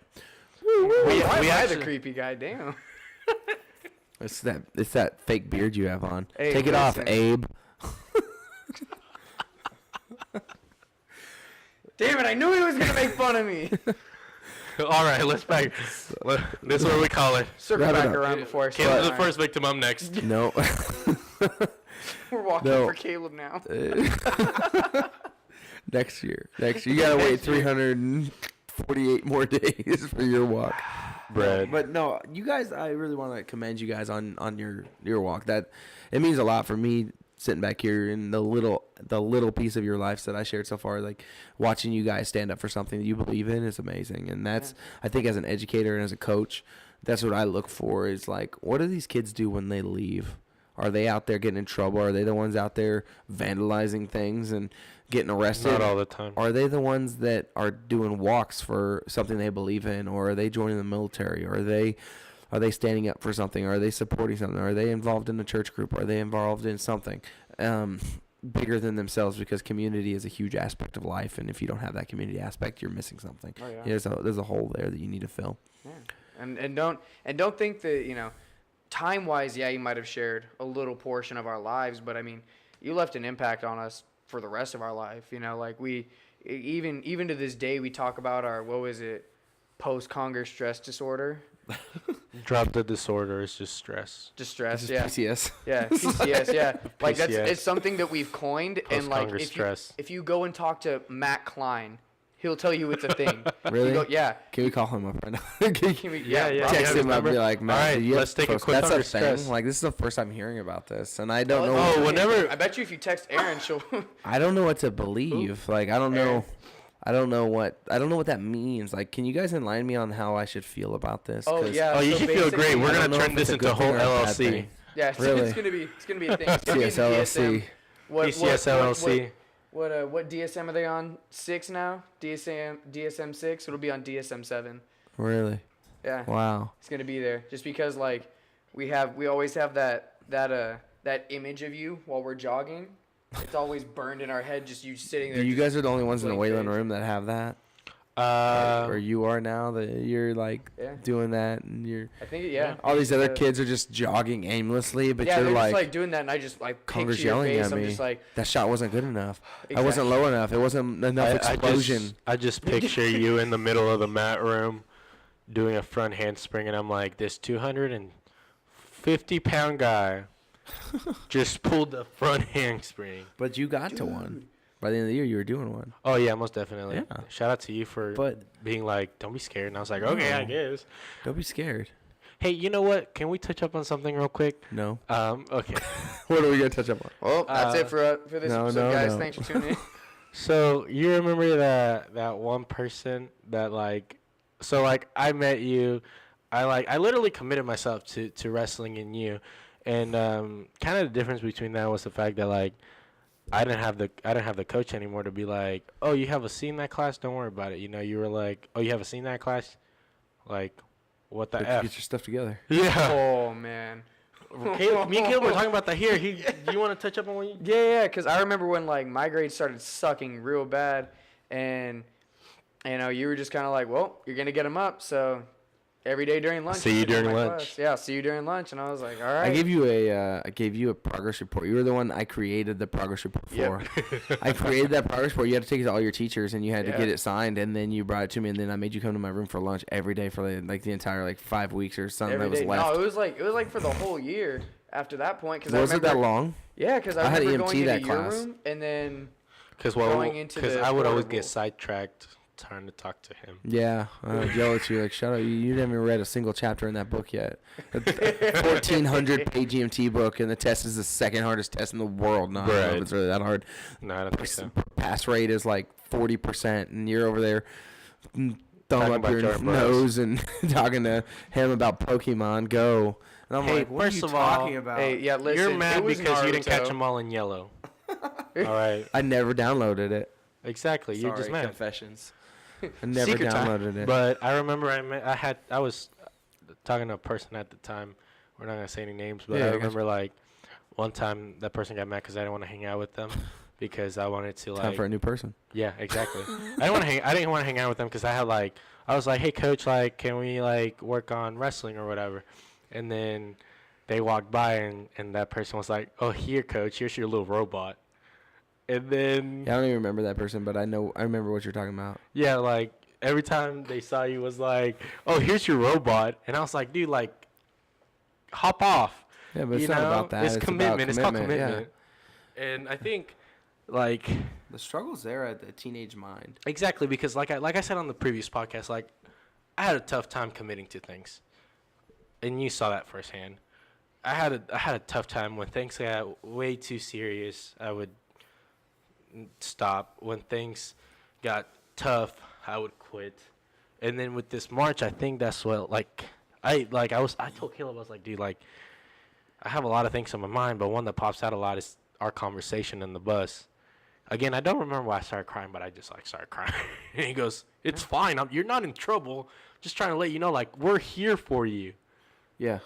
Was And that after Roosevelt? yeah, Okay. because You lost to Alvarez? yeah, He because won a state title. I know. Shout out to the boy. I don't know. Nathan Alvarez, San Antonio Roosevelt High School. Oh, that's right. Or Roosevelt High School. He beat Powers from Franklin. It was a good match. Really? I mean, I was happy for Nate. I don't know him very well, but seeing It's him good to come see up. someone out of there. Seeing come out him with a come up, he won a state title. I know he put in a lot of Awesome. work at like Ohana and stuff, and so I was like, yeah, good for Nate. Yeah. But yeah, you lost that match in like double overtime, and I was like, Yeah, and you. But the like, thing you're is, so it close, was and that you kid's told me good. what to do. You were like, yeah, you're gonna I do cut that. him. I do that a lot. You're gonna cut him and kinda being a take him coach. down. And I cut him, or no, I didn't cut him. I tried to do the Merkel that you, and you were like, "That's not what I told you to Hey, do." bro, the Merkel. Merkel's the best mover That's the ever invented. But the thing is, I tried to do it when you told me exactly what to do. You're gonna cut him. You're gonna take him down. You're gonna win the match. You got 30 seconds. Go. I didn't listen to you. Yeah, he was tired. You were tired, and it happens. You were such a but novice. exactly. But you and Coach Rick, Ricker. Coach Ricker. Coach Ricker. Yeah. Sorry. Shout out to Coach Ricker, George Shout Ricker. out to the boy. He actually was one of the first people to call me on Saturday night after it was Really? finalized. Yeah, That's awesome. he gave me a shout, and he I was thought like, you were gonna hey. be up all night, so I was like, oh, I'm No, just gonna. he gave me a shout, and he was like, "Hey, I'm so happy for you." So that connection's still there. Good guy, yeah, Yeah. really No. great guy. good guy. Like Lovely guy. I'm happy for him and his family and his future. I think he's gonna have a bright future down there. Oh yeah, He's gonna do well for himself. Yeah. for sure. But that night you told me you're like, Coach Ricker and I knew you were already gonna lose the match. Like Yeah, just per se. he goes, we saw your body language, we saw your facial expression, and we saw the way you were carrying yourself, and we already knew. You know, and like even after kind of like quoting David Taylor real quick, like after giving you the golden goose on the silver platter, you still didn't take it. Yep. And I was like, yep, you're right. So, in that aspect, I mean, I've seen that quite a few times in my short. And I say short, I mean, I coached wrestling now for about 10 years, 11 years. I coached. Time goes by fast. I coached some club youth stuff, and then got into high school coaching 5 years ago, and after I got out of the military, and in that I see that all the time. And so go back to last weekend, rerun back to a year, almost a year ago, exactly, to the 2018 state championships. I was coaching my 185 pounder. She was in the state finals, and she was so nervous. She was so angsty. She just wasn't at ease, right? And she would listen to Cardi B before her match. Me Like too. that, I don't even remember the song, Bodak Yellow, right? Like, Oh yeah, yeah, is that the song? these is bloody shoes. Yeah, Bloody Shoes, yeah. So she'd listen to that, right? So she'd get all hyped up, right? Anyway, she was just super, That song makes me feel like a baddie every time I listen. really. And I try Gets to me ready for pretend. the club. I pretend so much, and I have no idea what anything she says in that song even means. But I Just have it in my head right now. I knew that going into that match, it was going to be a hard match for her to win, just based on the way her body language was, how she was acting, right? Right. So fast forward now, springboard into this year, her senior year. I go up to her before the match, and she's listening to a praise and worship song. Heck And yeah. I gave her like a high five, and I was like, "You got this." And she was like, "Yeah, coach, I got this." And she went out there and I already dominated. won. I just need to get my hand raised. She went out there and dominated, and I say dominated. She won 6-2, but there was never a second when the whistle blew that I thought she was gonna lose. That I even thought that she was in trouble. Yeah. And the girl she was wrestling was very good. It's just she knew it was her time, Yeah, and she and took she had advantage faced the of it, yeah. adversity, and she had come in and done everything right and everything I'd asked. She'd done early morning runs. She came in and lifted on her own. She came and watched video every day. She did what she needed to do, and though she didn't put it all together every day, she put it all together at the end. And that's what it really comes down to. And you know, being a novice wrestler still, you've only been wrestling for 3 years. You know what I mean? What's that team ducking me? that's a novice wrestler. Anything 3 years or under is a novice wrestler. You're only scratching the surface of your potential. There are a ton of people out there in the wrestling sphere that have started out late and amounted to greatness. You know, even high-ranking wrestlers didn't win NCAAs or things like that. Richard Perry, Yeah. he didn't even start wrestling until his junior year of high school, Mhm. and now he was on a couple world teams, high-level wrestler. Shout out to the boy. Hope that recovery goes Yeah, great. hope he goes great, and I think he's doing well. He's out back running, Mhm. and I think he's wrestling a little bit now. Yeah, But little bit Yeah. inspired. he's just an inspiring story for people like yourself look at and say, hey, he didn't start wrestling until his junior year, and whatnot. And you can unlock your potential as far as you want to go, as long as you're willing to put in the work. Right. Yeah. And I try to get my students and my wrestlers to understand that you can unlock all your potential and whatever you want as long as you're willing to put in the work. And as long as you wake up every morning and you have that excitement to do what you're doing, then nothing's ever going to stop you. And I feel like sometimes, like I said before, like the 25-year-old mind is when the frontal lobe fully develops, and it's so hard for you to cognitively understand the ramifications of your actions and of your decisions at this age, even at 20, 21 years old, and even at 14, 15. It's like you can have a goal to be whatever you want. You know, I want to be a millionaire. I want to be a business owner. I want to be a lieutenant colonel. I want to be a colonel. I want to be a general. Whatever your goal I want is. to be on the Joe Rogan podcast.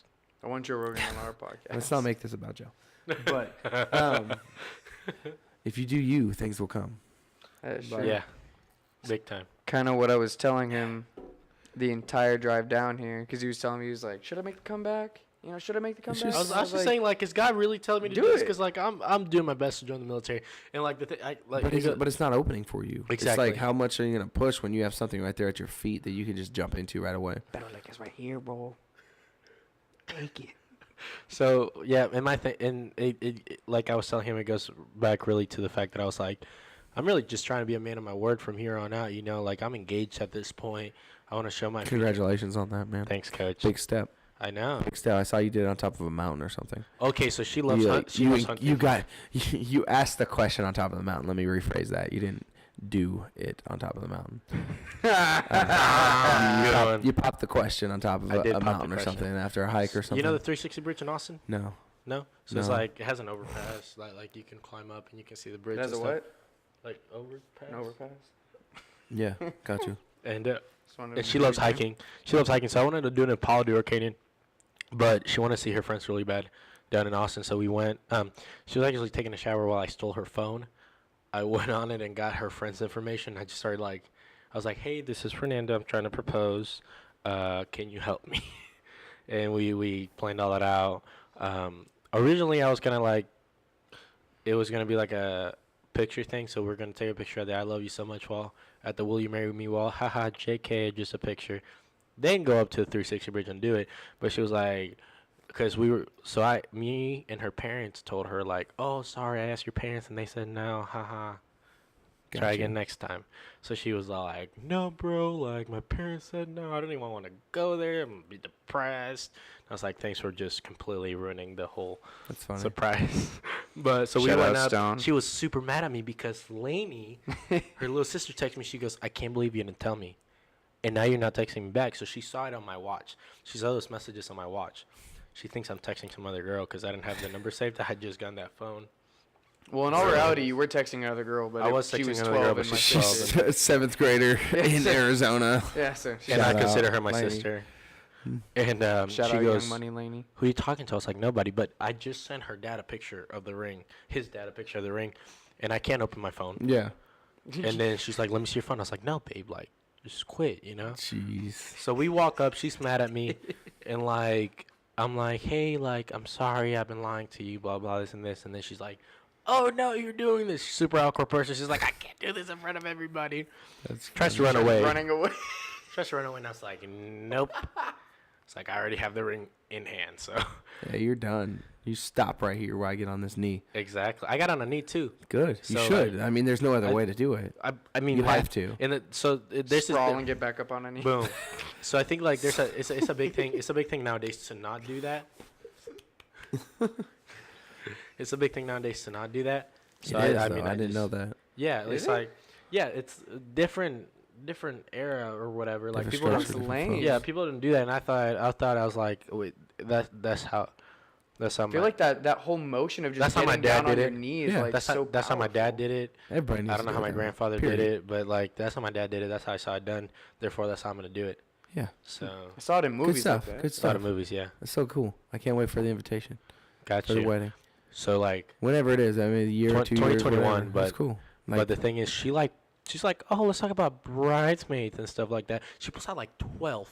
you're And like, I'm like, Coach 4. Conger. So I'm like, Caleb, Saul, Coach Conger, Mitch, Coach Cook. Naming my coaches. So there I was with 4. Yeah, I'm like the Chipotle guy that Does that always mean gives that? the Does that mean? Chipotle Does that mean that? He always gives me extra chicken. He always gives me super nice extra 'cause we always chicken. went. He doesn't gives charge me for queso walk, for bro. free. He gives me queso for free. It's always really late, and the queso's kind of burnt, but it doesn't matter. It's for But free. it's always free, bro. You're in my wedding, dog. So does that mean if you only have 6 and she has 12, that each groomsman gets to walk down with 2 bridesmaids? No, we toned it. Yo. Tell me that won't be the most pimp picture of all time. Only 5'5" with all of Stone's like tall friends. Only if you have like a purple pimp suit on with a cane and a top hat, like Willy Wonka. But a big clawed A cane. Flavor Flav. Flavor Flav, yeah, your boy. I've talked her down to like 4 6, or 5. 5, yeah, that's cool. That's cool. I'm looking But forward to we'll it though. see, yeah. I'll I'm mark that on excited. the calendar. I'm excited. Where is she from? She's Amarillo. Amarillo. So our song is Amarillo by that's exactly the morning. song. Boom. Amarillo's where I'll be. I can't sing. I can't carry a tune in a bucket. Sorry for everybody listening. Caleb's That's my coming clutch bad. on this one. Wheezy F baby and the F is for finish. Oppression. Yeah. Depression. So yeah, no, George Strait. That's great. Amarillo's a cool area. Yeah. Cool. Congratulations. I appreciate that, coach. Thank So you. Never saw myself doing this in 100 years. no, I felt the same way, and I made that mistake. I got divorced. So don't follow in my footsteps. Make sure it's right. Oh, most definitely. I got engaged at 19 and married. 20. And I got 19 Bars. and married, and it just fell apart. I mean, it's all good. It's just young and wanted different things in life, and lucky the Lord led me to where I am now, where I'm, have a beautiful wife and Shout out great to the family. boss again. Yeah. So yeah, She- so I mean, we're doing a she's 2-year engagement, and then with that Trying being to get your degrees done. yeah, life and then trying to get life done really, and then be able to pay for it ourselves, and then with that being said, also go through a lot of like premarital counseling. Go through whatever you need to. Go through the both the church side and the non-church side. Find out where she likes to put her shoes when she comes home, and find out where the silverware is supposed to be. Make sure you know if the toilet paper is supposed to come off on top or underneath. Definitely on 'Cause- top. Followers do it underneath. Yeah, it's just confusing sometimes when you start marrying a girl and you're like, I didn't know that was gonna make you mad. I didn't know. Have you ever read the book called The 5 Love Languages? Yeah, definitely. Oh my gosh, great book. A, B, it's helped me out a lot. Yeah. I was a very selfish Well, person. back to like 1995. Men are from Mars, women are from Venus. Check it out. Put it on the Amazon Kindle read list. Listen to the Gots book to. on tape. Men are from Mars, women are from Venus. That'd be It a just lot talks about. easier. It's like the older version of 5 Love Languages. Huh. It's just an old book, but it talks about how men and women are different and how men look at things sometimes more objectively and women look more subjectively. But I'm not saying that's Most right definitely. or wrong, ladies. I'm not saying it's anybody's right or wrong. I'm just saying that but science and emotions play more of a factor into some things, and Yeah, so most definitely. you just have to because, learn, and you have to we- respect each other, and, We've and gone that's the through a biggest lot thing. of similar life events, but it's hit her harder than it's hit me. Yeah, like she's from Amarillo, you're from Columbia, like the same thing. Same thing, it's yeah. like You know, you were snorting cocaine when you were 4. She was picking corn. I don't really Yeah, know. same Like, thing, you know. I don't know. Amarillo's actually, I'm not seeing so the- cool, actually. They have like, the big Texan there. Did you go eat the 72-ounce steak yet? Not yet. She has yet to let me. I'm only 72 ounces. Yeah. But I'm like, come on, I can do it. She was like, but then you have to pay for it if you don't finish Yeah, it. if you don't finish the Like, whole you plate, know who not I'm just the talking steak. to? You have The to finish sides. You have to finish the sides too, and that's where it comes into. Do you know who I'm talking to? I will fast for this. Actually, like, just kidding. You can't fast for these things. Then you'll. You've got Yeah, to 'cause like then you won't build eat as up. much. Like Yeah, you've you got to gotta- slowly like build up to To it. where you're eating You that think amount. I can't? No, I didn't say you can't. Challenge accepted, coach. We're No. going to Amarillo next Alright. weekend. See you there. Emily, I gotta leave again. Sorry. No. Sorry But about no, that I've been there. I've been to the Texan, and Yeah. it's Did you great. finish it? No, I didn't try it. I didn't try the 72-ounce steak. I didn't have it. No balls. But I did have a steak there, and it was okay. I mean, it's not the best steak I've ever had, but it was good. And What it was a cool the best steak environment. you've ever had? Ooh. We're asking the real questions on the Serje Yeah. podcast. Best steak I've ever had, probably. I don't. Probably just a homemade steak from this friend I used to have that,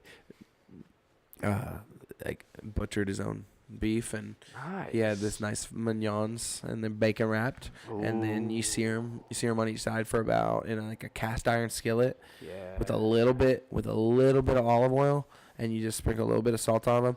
And wrap it in bacon. You sear it on each side for about 30 seconds to 45 seconds on each side on about 385, and you just cut into that bad boy, and it's like it's not bleeding, but it's red inside. It's so tender. that good old Melts. medium rare. It's not blue. It wasn't a blue steak, but it was nice medium steak, and it And just that's how melts in steaks your are mouth. supposed to be cooked. Yeah, it just melts in your mouth. Yes. Animals. It was good though. It's worth the experience if Oh, you go yeah. next time. Next time you go to Amarillo, like definitely check it out. I most definitely will check it out and eat it. All 72, you gotta do a podcast just there. But like, Yeah, hey, can we record while I eat this Dude. That'd be cool. and set it up in We're the actually back thinking room? about doing, Crying like- as my gut just gets bigger. We're actually like thinking about doing like different things, like maybe like hitting up like a little. So we have a friend that cooks real well. Yeah, Her teaching us how to cook and like just voice over the Who? video. yeah, you could do that. Who? Baylor or Olivia. Oh, okay. Gotcha. Because you said her and then you said Baylor at first, and that just stopped my thought process for a minute. I was like, oh.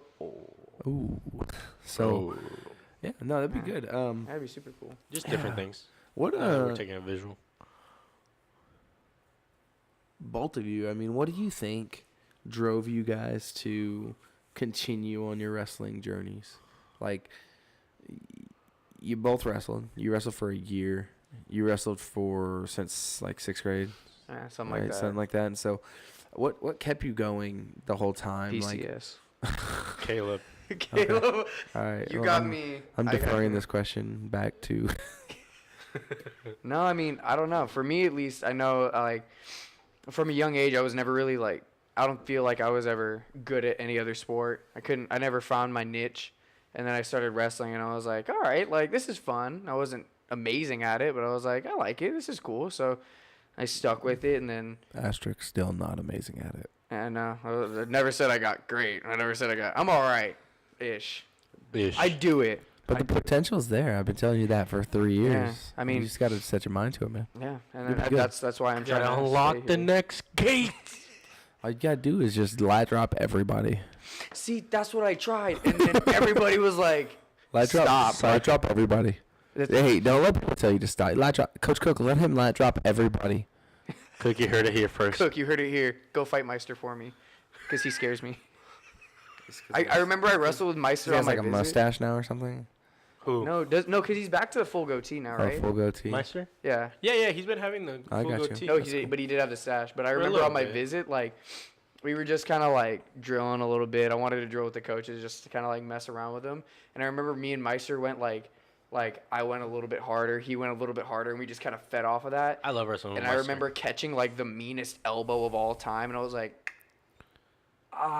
yeah, I'm not doing that anymore. This tooth isn't going to put itself back in. Yeah, I know. I was like, No, I really like wrestling with Coach Meister because, like, we'll be wrestling. We'll go through everything, and then once we break, he's like, "Hey, look, this was really good, but just watch that detail in that hand placement."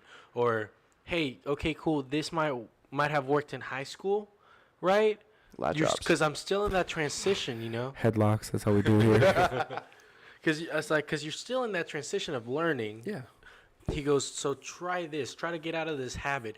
So he's teaching you as you go. Yeah. You know, kind of like what me and you would do. I think we try to do that as much as possible, but it takes a high wrestling IQ to understand that. Yeah. Like, you have That to. I still am trying to build up. Awkward silence. Crickets. Sorry. You can definitely learn that. And I think as coaches, like, it takes somebody with a high wrestling IQ to learn that. Yeah. And somebody with a high wrestling IQ, I don't know what that defines. I think it comes into maturity, time on the mat, all those things. Time on the map. Definitely. Sure. And you just have to understand how to transition. Coach Meister has this move where he will literally set up an underhook, and then while you're distracted with it, he'll just kick your leg up and just grab it. Yeah. Yeah. So I loved it. I loved Great it. foot sweep. Mhm. I loved it, and I pretty much mimicked it, you know. Yeah. And You find success with it? yeah, most definitely. Cadence and mimic So your style. consolation semis. Before I went to that third place match last year at conference, I did it automatically. Just felt it. Yeah, just That's from when you just know from, you got it. Your muscle memory's built. just from kind of doing it with Mitch Napier. Shout out to the boy. He was on the last podcast. Yeah. I did it, and I was like, "Mitch, how did I get him down?" It was one of those moments where I didn't remember. He goes, "Oh, you pulled one of that move that Coach Meister's good at." And I was like, I was super excited to get back and just tell Coach Meister about I it. gotta see that video. Yeah, I was just super excited to tell Coach Meister about it, mostly because at that time I was also working on that John Smith misdirection, and I had a lot of success with that too. But my problem At your was weight too. At 182. Or I mean 184. yeah, but the problem was I had so much success getting to it and getting it done that I didn't practice the what do you do after you get the leg? I got it. I got it. I got How do I it. finish this? Exactly. And he's sitting on me now. And that Now was he's got my ankle. that's now a he big passed thing. my leg. Now I'm on my face. What just happened? Coach, you didn't show me what's after. No, and that's the thing. Like, it wasn't the coach. It was me. I was like, oh, I like that move. I'm going to go practice it. Yeah. I would practice it a lot, and I would get it down. But it was my fault for literally not working on what comes after. Yeah. No. But we got to take it. And I think that you need to practice that whole person concept. And as a coach, I really try to The person concept? the whole person, Oh, the whole whole person person. concept, the whole move concept. It's encompassing the entire move, start to finish, cradle to grave. Okay, so here's my footwork to set this move up. If it's that misdirection low single, like I'm go low right, boom, hit the left, and it's all set up by your footwork and your head fakes, and you get to that left leg, and how do we circle out and finish? Head inside, circle to the right, get them down, break them, crack them down, and once they're cracked down, we can come around the hips, or if I have to come up with the leg, how am I going to finish? Am I going to go high with it and dump them? Am I going to run the pipe? Am I going to go armpit? Am I going to go trip? Or what am I going to do from the inside? Because you're inside them at that point if you come up to the inside, and that's the worst place you can be because they can sit the corner. They can get your head on the outside. If a lot of they're lengthy scrambles. like Mitch. Yeah, a lot of scrambles coming from there. It's it's just funky position. Yeah. There's this picture of Kyle Snyder's notebook, and it was literally like low single, and he branched it off, run the pipe, bring it up high, branch off, and he goes, when I was in class, I was just expanding my mind on different things. Yeah. And that. I mean, definitely not to that extreme. You get what you put in, and I've always said. I've always said that. stopping us from getting to that point. 100%. You get what you put in. Say that again. You get what you put in. Period. Period. You get what you put in. No And pun intended. if you're willing to show up early every day, put in the time, do the extra workouts, willing to put the time on the mat, do the freestyle Greco, you're willing to do the stuff that others aren't, you're going to find success that others won't. Bars. And if you don't do that, you're not going to find that success. And sometimes at a young age, a lot of young novice wrestlers don't understand that. They want to go to state. They want to place at state. They want to do the things that others aren't doing. but you can't get those results if you don't put in the work. Right. And it's just crazy, and it's really is insanity to see these youth these days want that instant success and not be able to put the blood, sweat, and tears into it. And that's what was so special about this weekend, was seeing the payoff for these 5 young ladies that have put in so much work. And the whole year, ups and downs, were so hard. It's probably the hardest year I've ever had coaching in 10 years.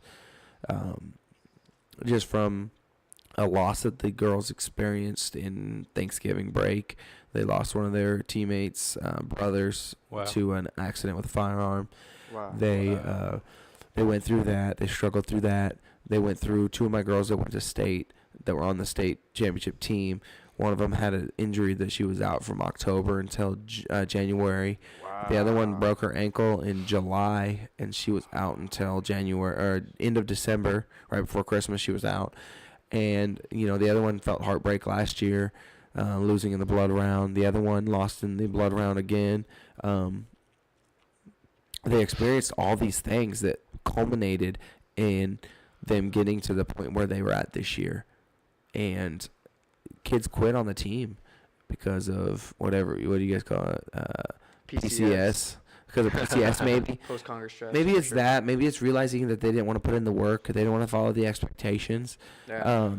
You're only as strong as your weakest link. That's it. But the thing is, like, you lead by example. Therefore, someone might see it. Someone might see it like intimidating. Like, oof, this is what he expects from us. Mm-hmm. I don't think I can do that. Gonna just keep walking backwards. The door's right there. I'm very blunt.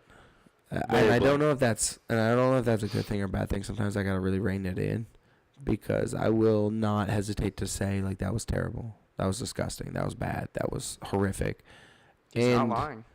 I don't want to always be that way. Like, right. I don't trying about that. That got you a state championship team. I mean, it didn't get me a state championship. Those girls earned it. I wasn't able to wrestle with them. I was a part of it, but that was theirs. And right, but they bought into. They bought into what I was selling. Bought into it, yeah. Yeah, they bought into what I was selling, and I think it really progressed. Drugs. Something about them. No drugs. They're not moving down. The first time I showed up here, I got hired. I showed up and had an open mat. And in that open mat, I told them, I said, yeah, none of you know me. You may have heard about me, but I'm going to tell you how it is. If you come off the mat and you do something wrong and I tell you you suck, then move on. Get better. Take it with a grain of salt and get better. And numerous kids told me, like, the first time we met you, I went home and I told my mom and dad that I wasn't going to wrestle that year because you were crazy. Or you were too hard or whatnot. I don't remember exactly the quotes, but PCS. They weren't gonna wrestle, and I just, like, went along with my day. Like, I didn't think anything of it. It's just who I am. And they gave it a chance, and 2 of those girls were on the state championship team. And sick. Funny thing about the state championship team was that 2 of the girls were basketball cuts. Shout out to Jesse Gomez. Yeah, they didn't make the basketball team, and they became wrestlers. They found their, like what you just talked about, they found their niche. Yeah. They found something that they could do that I wasn't going to cut them. I just was going to teach them my way. And another one of the girls was a band girl that found wrestling. Wow. And then the other one was a soccer girl that found wrestling. And then the other one... You hear that, Stone? The other one, I'm not sure exactly what she did. I'm sorry, Jude. But I know that her brothers wrestled and her sister wrestled. And so she kind of fell into wrestling as well in high school. And she found success. Over 100 wins, all these things that she was able to accomplish. And which is really, really a great feat. And so these girls all just, like you said, they bought in. They really did. From that first day of practice 2 years ago when I was like, this is what it's going to be like, whether you like it or not. This is who I am. And they realized, I think, somewhere along the line that I genuinely cared about them as people and not just about their results. Because results really don't matter to me. Genuinely, they don't matter to me. It's all about effort, huh? No. And you never let me down. I don't know about that. You never did. I wanted you to get to state so bad because I know the amount of work you put in with me and the amount of work I put into you. And as a first-year wrestler with the districts you had, it just wasn't in your card at state or regionals to get to state. Like, it just wasn't in your cards. And that wasn't God's plan for you. But he did open the door at Wayland. He gave you an opportunity. He gave you a stage with great support to help you. And that was the plan. And whatever the plan is going forward, you just have to listen to it. And, you know, and the same thing with you. Like, you had an opportunity. You had opportunities to be successful. And it just wasn't in the plans that time. Yeah. You know what I mean? But now you have a new, you know, you go to Arizona, finish your senior year, have some injury troubles, but now you're on the right foot. No pun intended. You know, you're on the right track. Lol. So, but that's it. Like, just buying in is the biggest thing. If I can get every kid in my room to buy into what I'm selling, and that's a hard thing to do as a coach. It's really hard to get these kids to understand what it is that I need from them, or what it is that I expect from them. And once I get them to understand, and once I get them to buy in, I think the rest is butter. I mean, Their smooth. switch flips automatically whenever they understand. Mm-hmm. I just flipped the switch. One of my Yep. one of my girls from this team, she was struggling all year long, and I told her, like, Peaked at the right time. no, seriously, picked at the right time. I told her, I said, you have so much potential. You have so much ability. If you just believe in yourself like I believe in you, then you're going to find so much success. And she finally did. She went into the state semifinals, and she took the girl down 4 times in the double leg as a 215-pounder. Shout out Daya Powell. Second Shout out. in state, runner-up. Heck yeah. UIL 6A Girls Wrestling Championships. Part of this 2019 state champions. But she went out there and took this girl down. A girl that she had lost to previously in the year. She went and trucked her with blast double 4 times Hell yeah. That's as the a move right 215-pounder. And it's amazing. And she's the one that broke her ankle. So she was doing that on an ankle that she's still hesitant on. So when she Yes. unlocks that potential, and she really dives into what her potential is, I mean, you're going to see her at the next level, because yeah. she's that athletic and she has that much tenacity to accomplish those things. It's just amazing. And I'm really thankful that I got the opportunity to be a part of that. Because, I mean, if you've never won a state title, or you've never won a national title, you've never won anything like me, I haven't. I hadn't either until now. And I'm very open about my wrestling career. When I was in high school, I wasn't the most dedicated. I wasn't the most. I relied on my natural ability a lot, and I should have worked a lot harder than I did. And I share that with my kids all the time. And I tell them, hey, I was never a state champion in high school for OSAA for folk style. I was a runner-up my senior year. I lost 4-2, and it was what it was, you know. Yeah. But I made a mistake, and the kid capitalized on it, and he won. Yeah. And I lived with that every day of my life. In my junior year, I was 5th in the state, and that's 32-man bracket. That's I mean, Oregon's quality of wrestling's pretty good Yeah. stature-wise, and I'm fine with that. I'm completely content with my results, and I just know that what I could have done. And so when I'm coaching, I try to project that to my kids as much as possible. Like, you are not doing what you need to do. I need you to do this and this if your true goals are this. Right. If your Yeah. goal is to wrestle Yeah. for 4 years in high school and be a 4-year letterman and go 500 every year, then I can help you with that. Easy. I could go in blindfolded and I could coach you through that, because you're gonna mature, you're gonna get better, you're gonna pick up some stuff here and there, you're gonna get smarter. But if you truly want to devote yourself to being a state champion, or wrestling in D1 or D2 or D3 or NAIA or JUCO Shout or out, wherever, Yeah. WCWA, whatever it is, if Yeah. you want to wrestle at that level, then you need to dedicate yourself to a whole nother level. Yeah. And that goes in the classroom, that's academically, that's technically, that's mentally, that's physically, that's weights, that's mentality training. And shout out to Wrestling Mindset, who helped our team this year. Coach Colton Schmitz out at MOBAP. Great dude. My old coach. Yeah, great dude, and he helped us out this year, and hopefully have him back next year to help us out some more. But him and Jake Hunter from Wrestling Mindset both helped our team this year and helped me. Like, if I needed somebody to vent to, I'd call up Coach Smith and talk to him and be like, hey. Great guy. And One in nature. straight up shout out to my my high school coach, Scott Shannon, Elmira, Oregon. He Nice. Shout out to the boy. I called him. He was the first person I personally texted after we won a state title, and I was just, Heck yeah. there's nobody else I wanted to tell than him, and not because I needed his recognition or his assurance. I just wanted him to know that I did it.